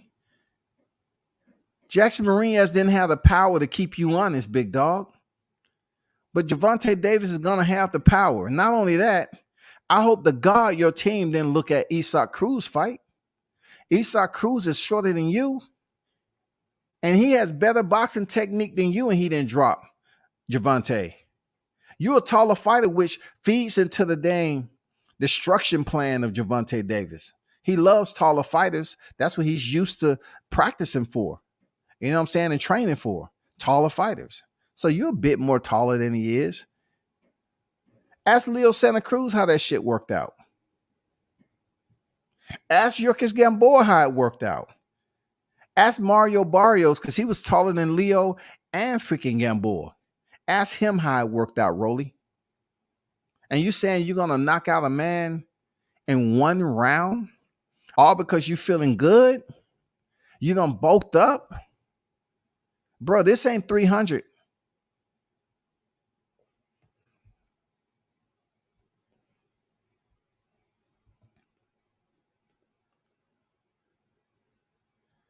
Damn, man, shout out to Cowboy Ryan. What you shouting him out for, dog? Mario destroyed him. He came out strong, and he just fell by the wayside. AB also grunts and hollers like, look, man, AB's done a lot of that lately. I'm just hoping AB gets his stuff together. Shout out to AB, man. Real talk. Shout out to Mike Stafford. Man, them Cincinnati boys on summer. Shout out to Bunny up there, too. Shout out to Rashi, Baby Pitt Warren, all them cats, man. Mad respect to them Cincy fighters, bro. I hope AB get it together. Rolly will weigh in at 143 on fight night. Rolly will be 160. Yeah, I agree with that. Rolly gonna be crazy on fight night. But see, Gervonta's already experienced that shit, bro. You killing him. They giving Rolly an in-house check, feeding his family. Yeah. Rolly was on live the first time that the fight got canceled. Isaac Cruz took his place. He said, man, I was thinking about buying my mama, a house and everything. I want to be able to buy my mama a house. And, I was just thinking, whether get her trailer home or something. But, I'll just have to go back to the drawing board, and I hope I get another fight with Gervonta and just have to.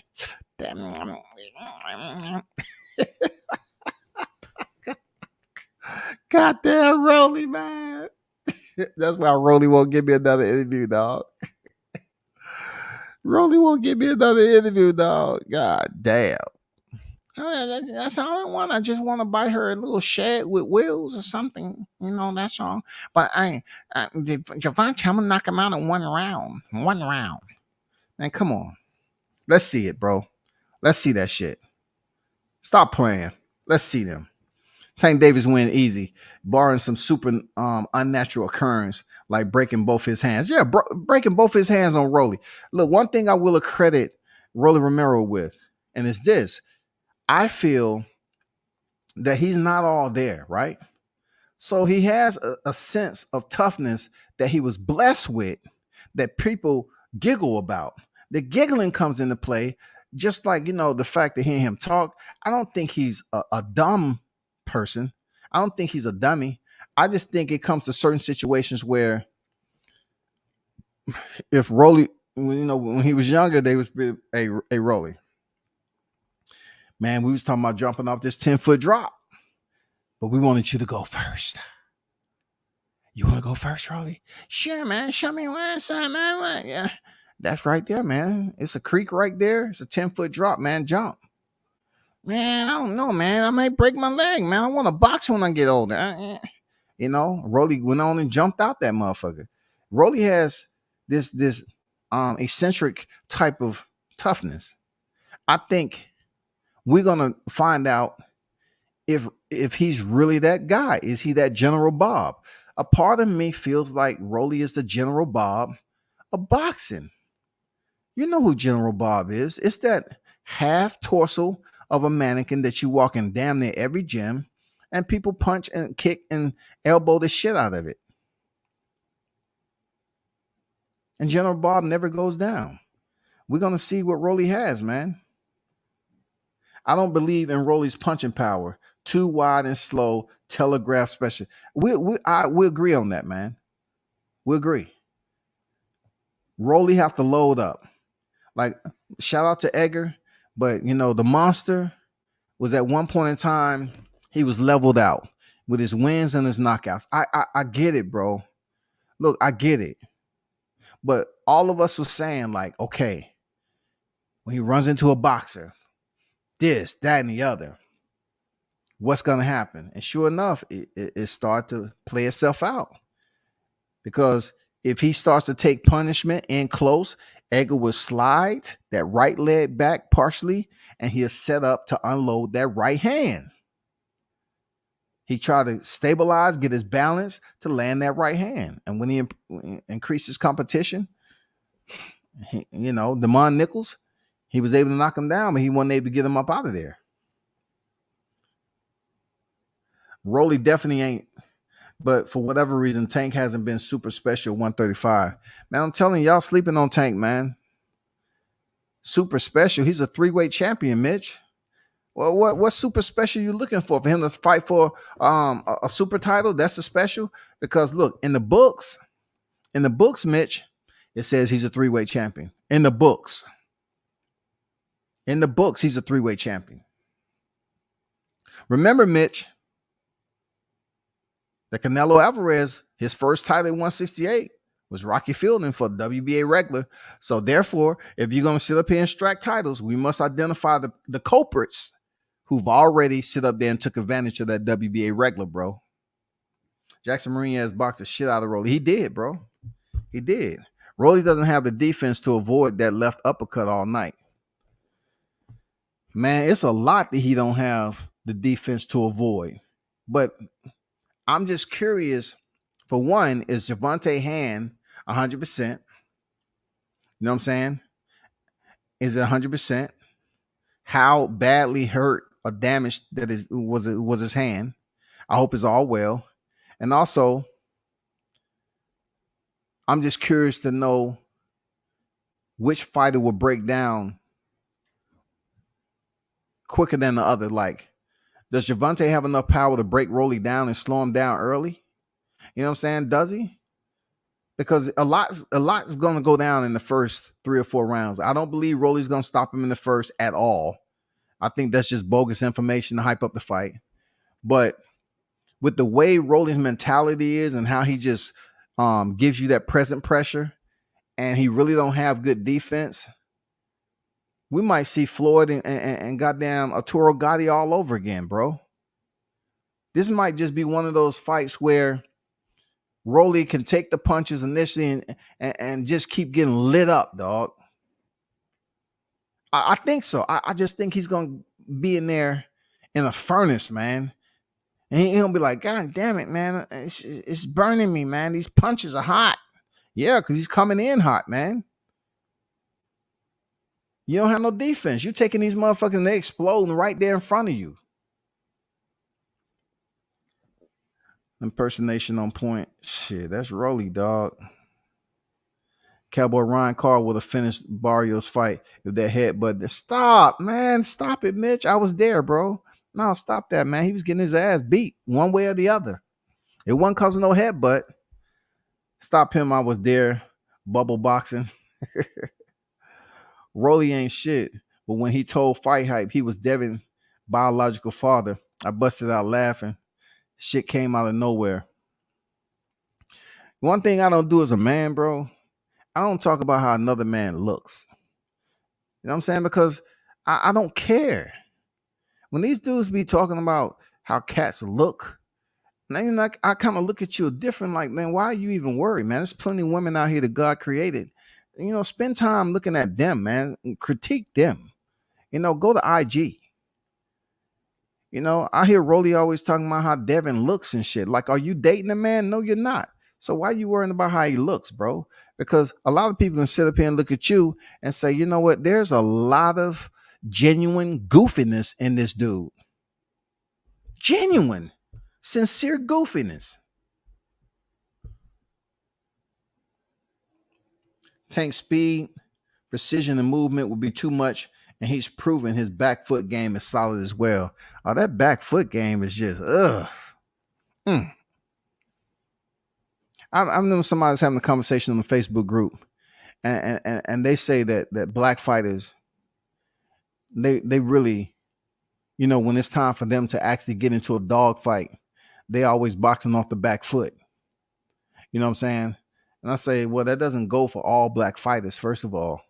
You know, because all black fighters don't fight the same. You know, I guess they want to weigh in the Charlo situation. Come on, y'all so bad. Why you always fighting on the back foot when it comes down to a tough fight? You know what I'm saying? And it comes down to being smart, because they always said, the brothers, when we in the ring, we want to hit and not get hit. We want to be defensively elusive. And after all that forward pressure, Brian Castano ain't against stop. You know what I'm saying? Devin Haney won the fight. He had to fight off the back foot. You know what I'm saying? Even Sergey Lipinets had Mikey Garcia fighting off the back foot. It's different for everybody. I'm not sleeping on Tank at all. I fuck with him heavy. But when you look at his performance at 135, he's just been more impressive elsewhere. That's all. How many times has he fought at 140 again? And look, I agree with 130. I mean, 130, you got to understand, like, 130, yeah. Okay? 130, yeah. But let's be honest, man. Come on, let's be honest. For real. Like, has he really settled in to lightweight? Has he really campaign long term at lightweight? I think we're about to see it go down.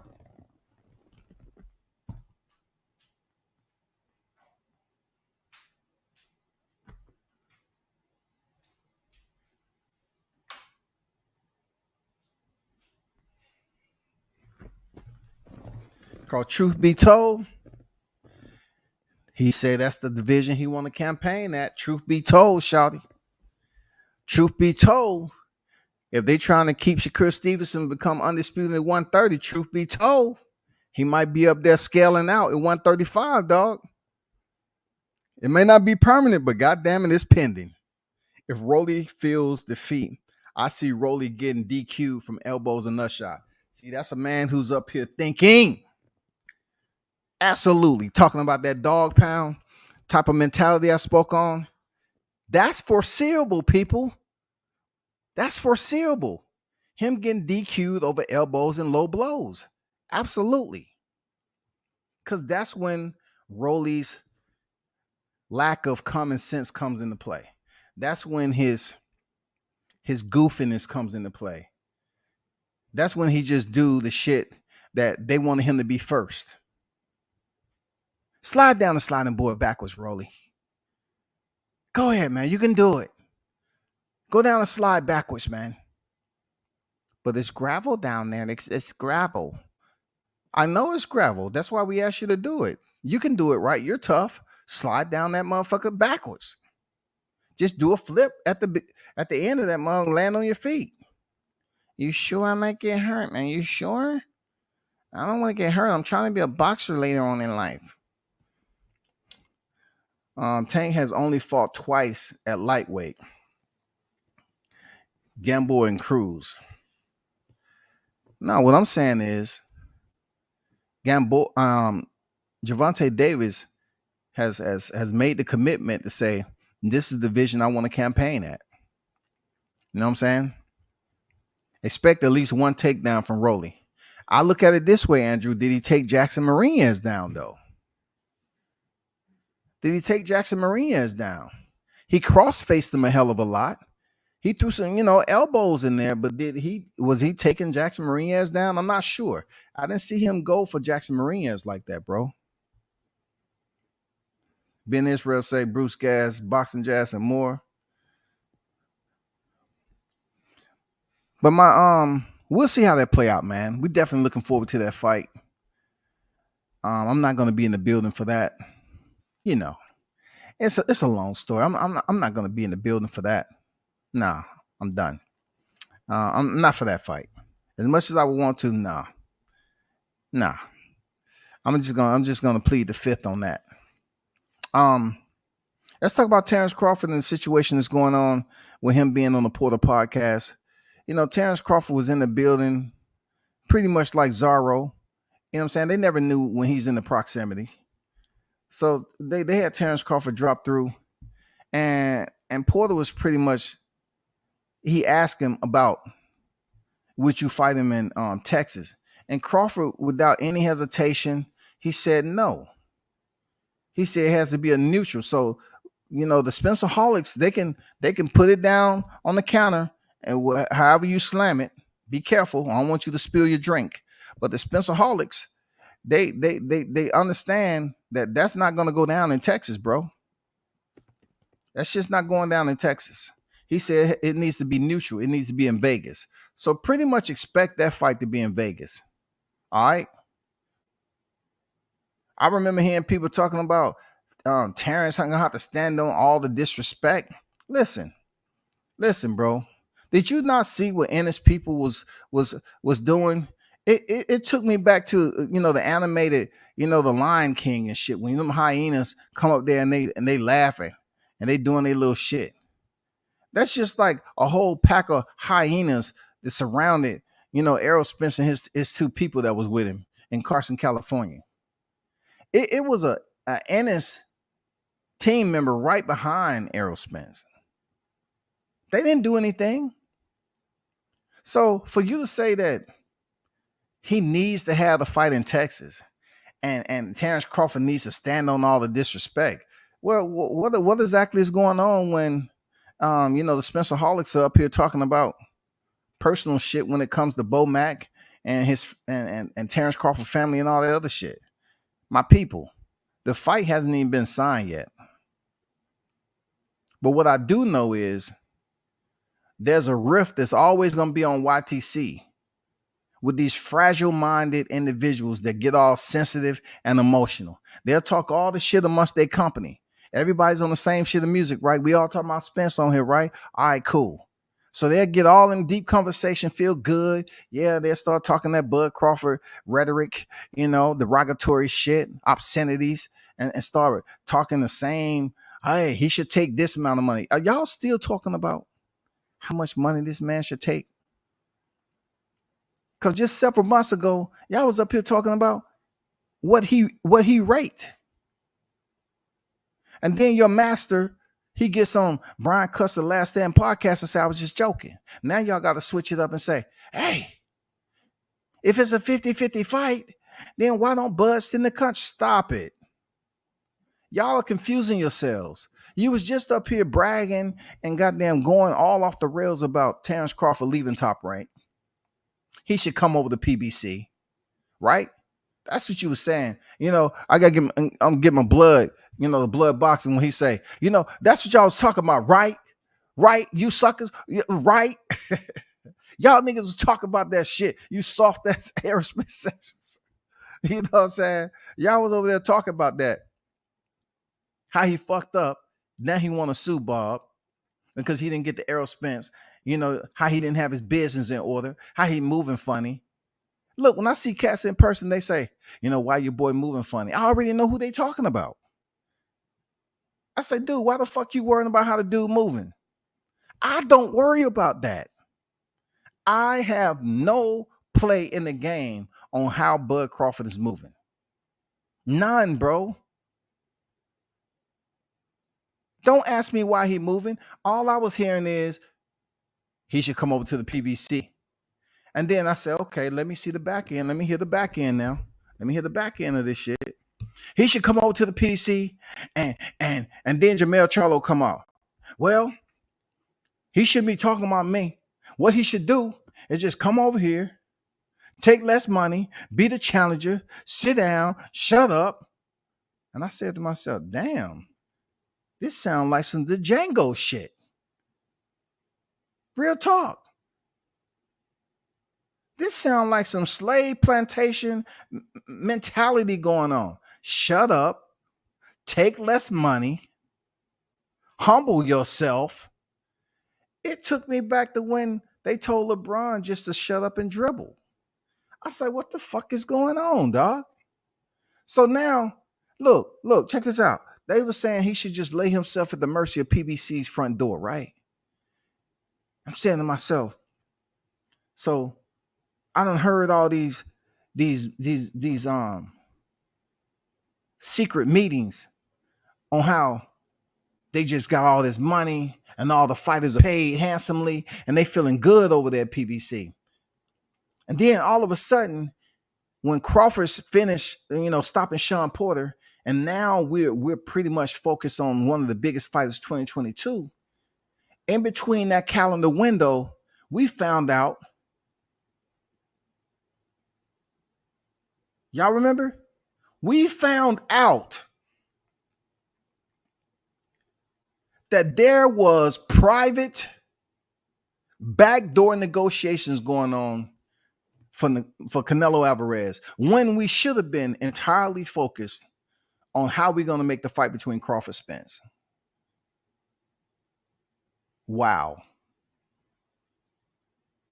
So let's play this in hindsight. Let's just say Canelo doesn't get the Dimitri Bivol fight. Let's just say he accepts Jamal Charlo fight. Let's just say Jamal's record is much more valuable and equitable than it is. And it was so equitable that Canelo said, you know what, let me fight Jamal Charlo. Guess what, people? There wouldn't have been no Crawford fight for real.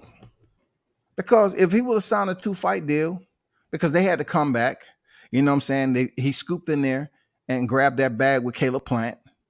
PBC felt some type of way. So desperately, they wanted to come back for the rebound. You know how side chicks do. They say, hey, you know what? Canelo, mi amor, ven aquí, mi amor. Mi amor, ven aquí.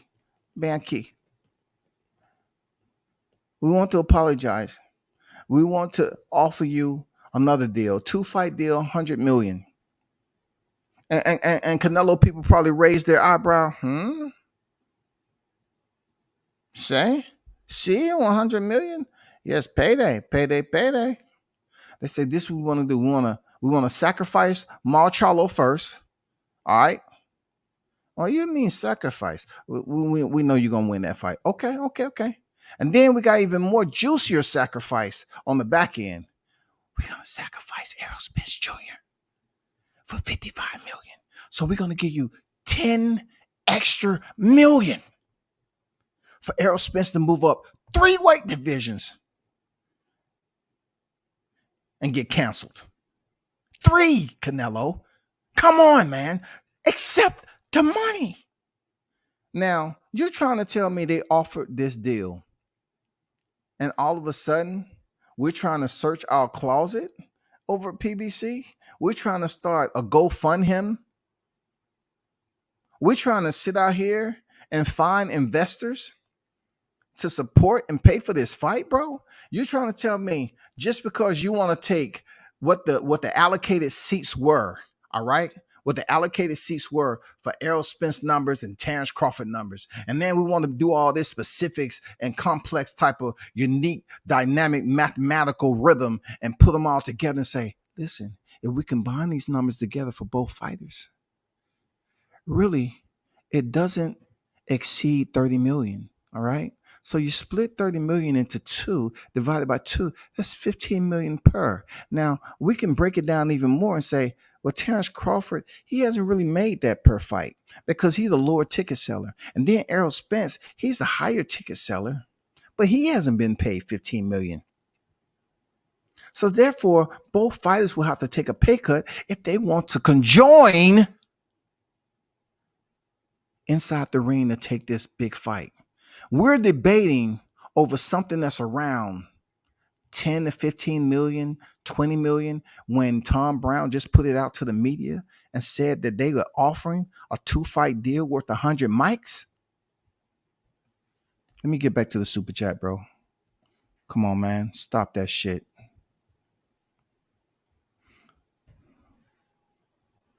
Okay, I'm gonna address that, Ben, because I see you forgot. I have a longboard. I have a longboard be surfing through these dang social media waves that Ben. You up here repeating shit that you heard on somebody else's channel, bro. Yes, he was confused. EJ gonna get confused. He had that Charlo shit on his mind. Had to get it off his chest.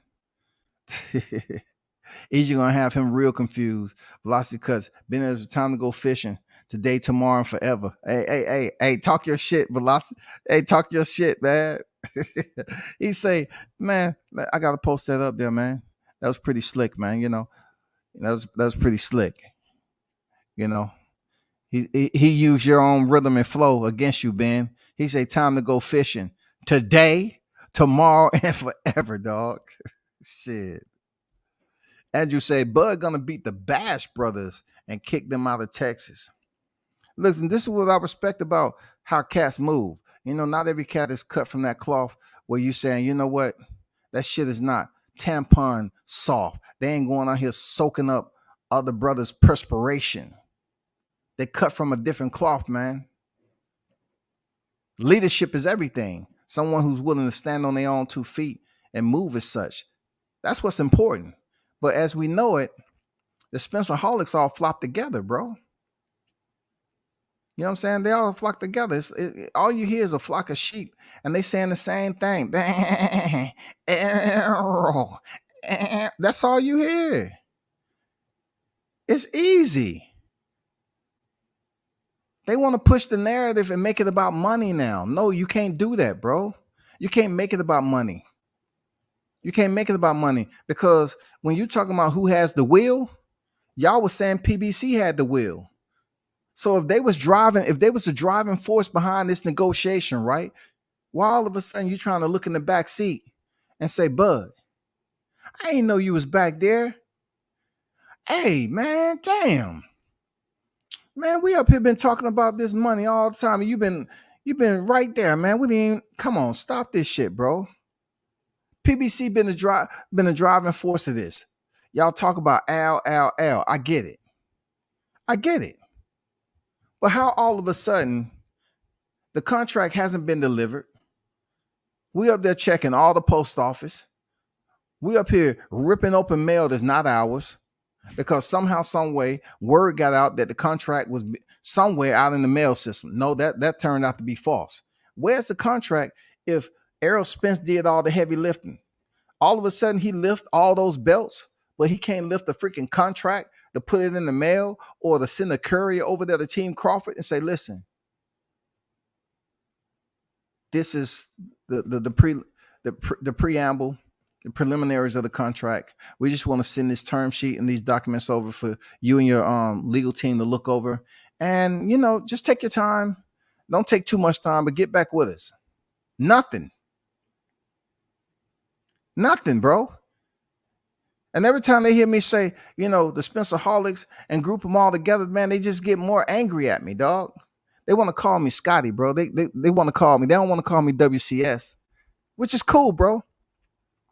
They want to call me Scotty. Look, nigga in his 50s, right? Look, nigga in his 50s. They think calling me by my first name, dog, is gonna upset me. Dog, it's not. When they say bud sexuals and all that shit don't faze me, man, because I don't consider myself as a bud sexual.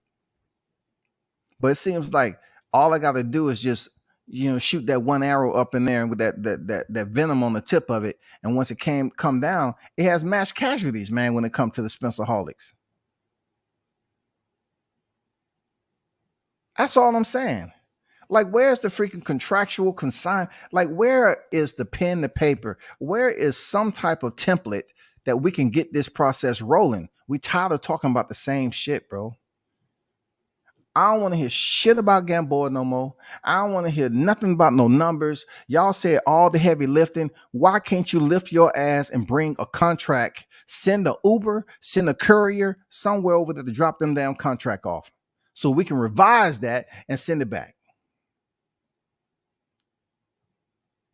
Tired of listening to the same shit. Now you got Boots Ennis in the fray. He's salivating and shit. He's up there saying Errol light in the ass. What? How is Boots saying the same shit that Errol said about Crawford?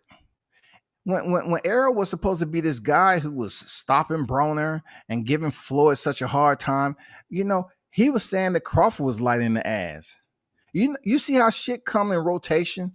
Like Errol Spence was saying that Terrence Crawford was light in the ass in Texas, right? Now Jamel Charlo trying to say, well, that little boy, or them little boys at a lighter weight class, them lighter boys or whatever he call them, they want to come up here to 54, but they need to get past my boy Errol. Okay, we got it.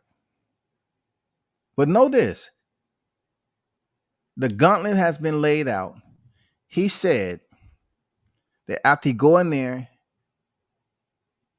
and finish and step on Spence, he's coming for you, Jamel Charlo. I mean, how clear does it get? He wants to clean out the PBC in a different way. He's not the janitor, goddammit, but he's come over there to clean it up and make it a neater and better place. But right now, the facts at hand, why can we as boxing fans get some type of preliminary documentation to say this is where we at right now? All I hear is, okay, it's talks. We heard that shit.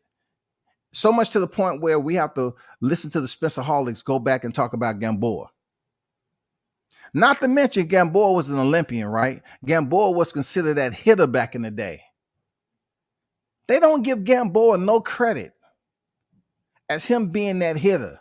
A Cuban fighter who was a hitter, undefeated. Come on, man. What was his gold medal standing? Come on, bro. Like, dude was a hitter. Terrence Crawford defended. And all they talk about is Gamboa hurting him. Gamboa was a hitter, dog. He had respectable power back then. Gamboa was that dude. And they don't give credit anything about it, man. They don't want to give him no credit except for getting hurt. What did Gamboa do to you? So I guess 5 more years going to go by, right? That makes it like 13 years. Gamboa, what Gamboa do to Crawford? Y'all remember when he hurt Crawford? Man, come on, man. Y'all bring up and highlight Gamboa because you believe it's an easy topic of discussion, being he was just stopped by Esau Cruz. That's petty as fuck, dog. Because he was just stopped by Esau Cruz, it's easy for y'all to bring him into the equation. But we got new, concurrent, updated results to talk about. Errol Spence getting his mouthpiece knocked into the canvas and then believing he was McGruff the crime dog and went out there trying to search for it in the process of battle. That shows me he has a lack of attention. Just like Derrick James said, he was lack of focus. And then you hear Terrence Crawford. He doesn't get no credit because Kenny Porter say he found out in training. So I'm saying if you found out in training and you knew he was getting paid over $4 million, then guess what you should have did? I don't need the money, son. I'm looking out for your best interest, okay? We're not going to take this fight with Bud. Sean will say, why, Dad? Why? I need that money. I want to start the Porter podcast. You're not putting enough seriousness into this. I just feel like you're not ready. But Bud is a dangerous individual, man. You know what I'm saying? And Sean, I just don't want you to go out there. No. They would have canceled that fight, bro. Kenny would have canceled the fight. But yet and still, he know he was gonna go get half of that damn 4 million plus. And the opportunity presented himself from that that damage control they had to do, and Bud ended up stopping them. But to the Spencer Holics, he gets no credit. Even though it's a TKO on his record, he gets no credit for stopping that man for the first time in his career.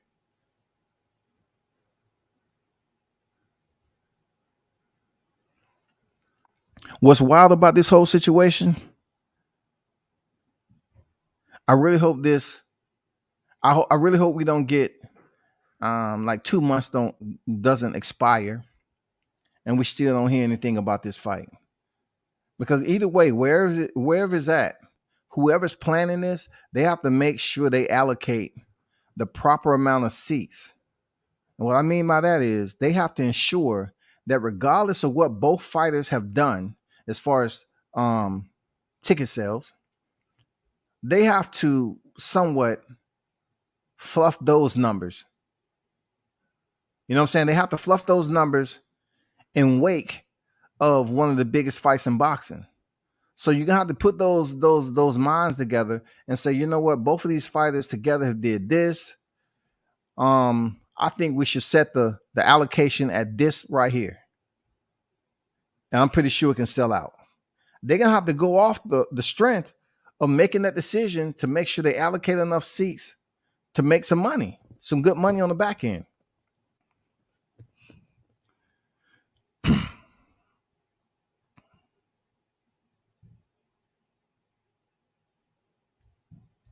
See, that there goes the Spencer Holics over here talking about do the five. Y'all so interested in how much money Terrence Crawford is gonna make when you should be truly focused on the fight itself. Why is it not being signed, man? Maybe Errol Spence don't want the fight. Maybe he want to sit around like Gennady Golovkin and get the Canelo fight. You know what I'm saying? Maybe he want to sit around and try to think, Canelo's going to be Canelo's going to put him in his good graces and give him a fight. Damn well no Errol Spence's beat no Canelo at 168. Stop the madness, bro. 300K buys and over 2 million illegal streams. Now listen, they just said that Canelo Alvarez and Dimitri Bivol did 600K, right? So if they did 600K, a lot of us are assuming, all right, the star power, the bilateral star power of Errol Spence and Terrence Bud Crawford together can exceed 600K buys.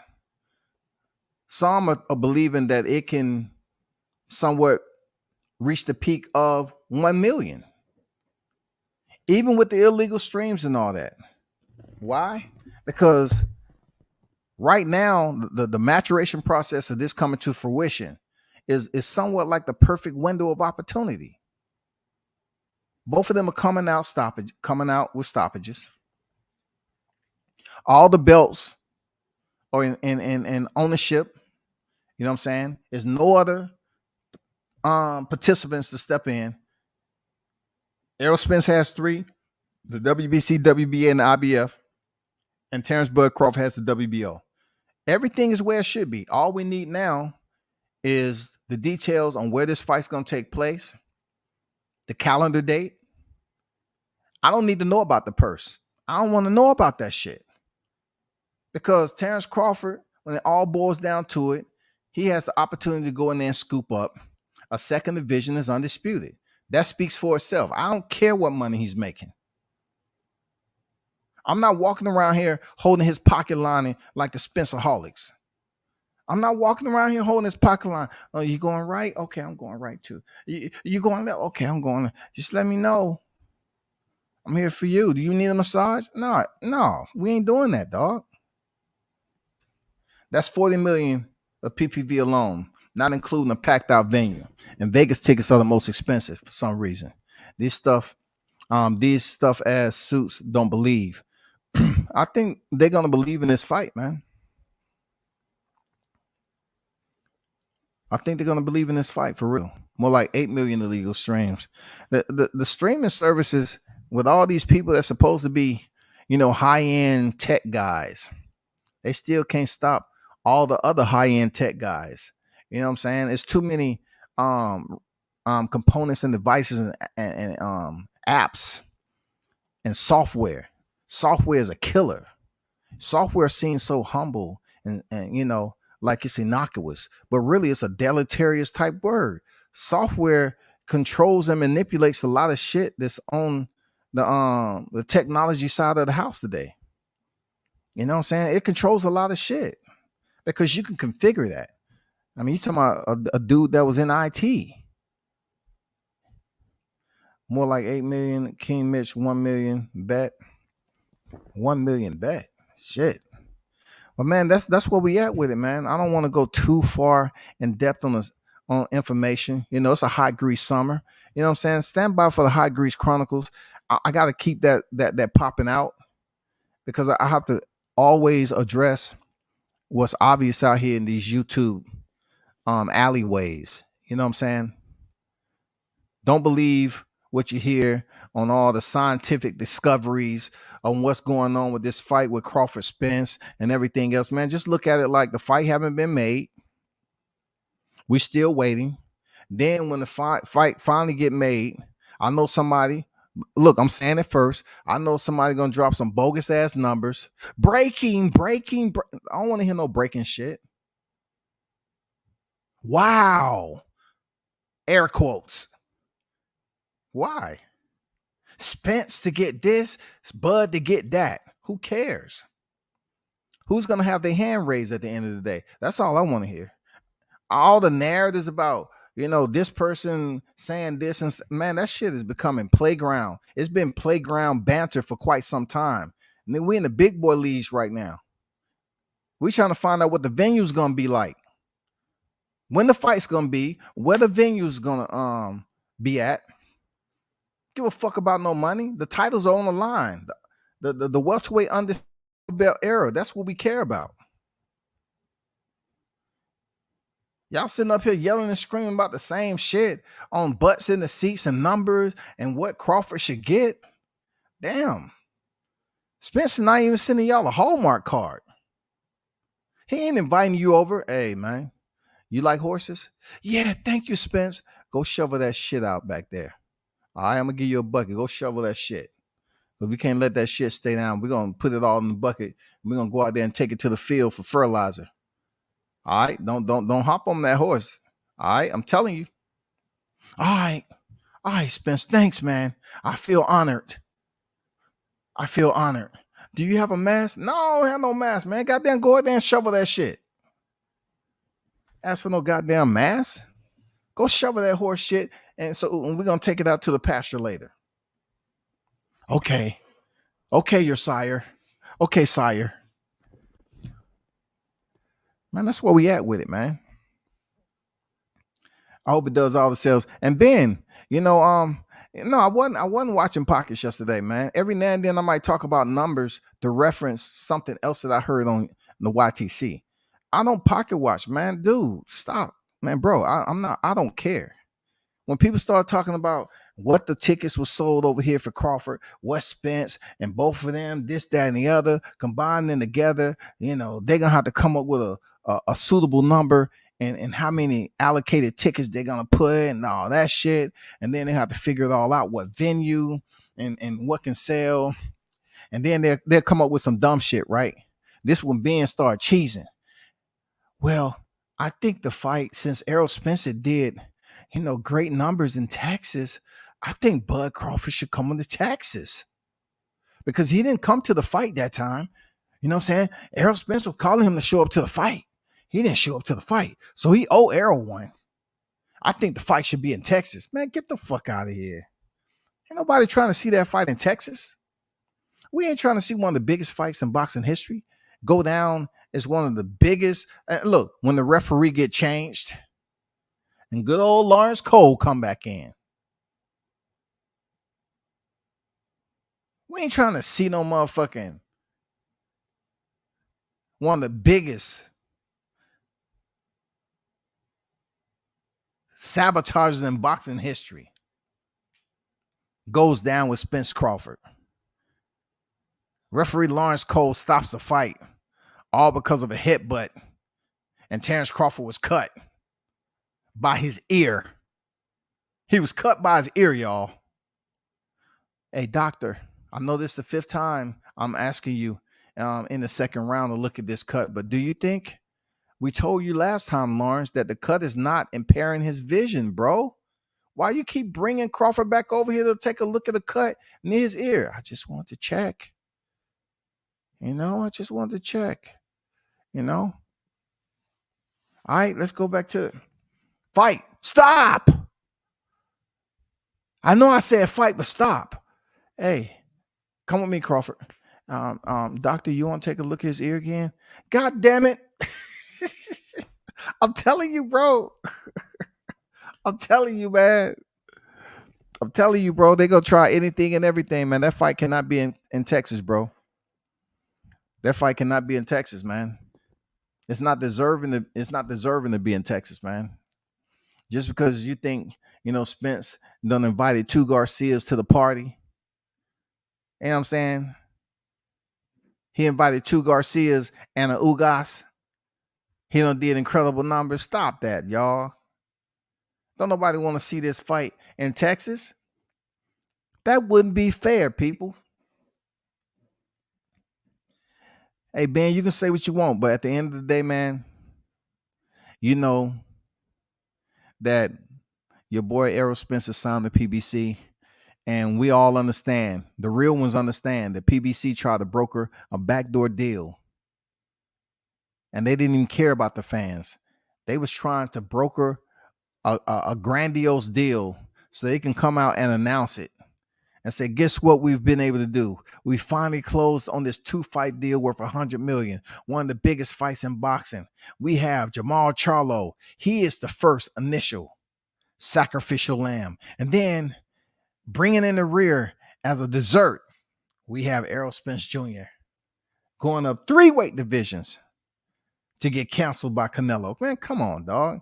Ben, if you had any type of dignity and integrity about yourself, you would get with those other channels that continue to say the same thing about Crawford's not telling the truth. He raced this money. He's not moving right. All that other chicanery that goes on. And in your words, Ben, buffoonery.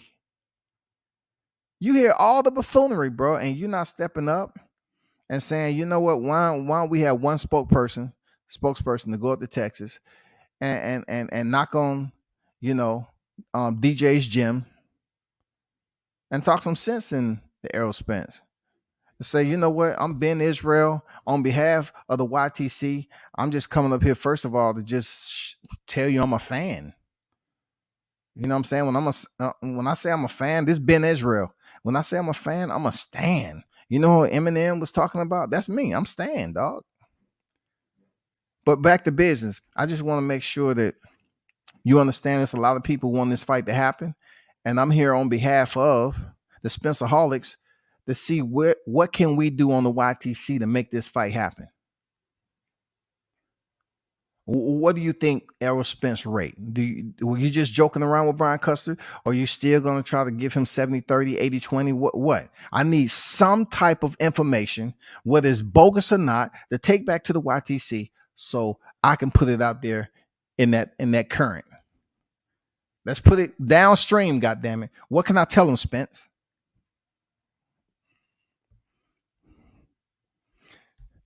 Miss say, I don't give a F what a fight is. I just want to see the fight. See the fight. Man, Spence, you've been dropping a lot of scatology tonight. Like, your tongue has been silver, dog. You have had a silver tongue tonight. Like, damn, you just cuss every other sentence. What's going on, bro? What's going on, my people? But I don't, hey, this is my time, man. I'm not gonna take too much. Y'all pay close attention. You know what I'm saying? I appreciate y'all. I'm tuning into the channel, supporting. Always, thank you. Big salute. And pay attention to the Hot Grease Chronicles. And big shout out to the channels that pulled up. You know what I'm saying? Blood Boxing. Check him out, man. That's a real one right there. Bruce Gas. Check him out. Showtime. Check my boy out. Sub to his channel. All those channels I'm mentioning. Make sure you check out Stormy B. I'm saying go over there and check out Stormy B. I don't need to tell you. You know what I'm saying? If you pay attention to the YouTube streets, man, they out there. Go check the brothers out, man. Support them. Know who the ones that's putting out information. You know what I'm saying? That's productive, and who's putting out information just to push a damn wheelbarrow narrative. You know what I'm saying? We're not talking about just any wheelbarrow. We're talking about a wheelbarrow with a square wheel in the front. God damn it!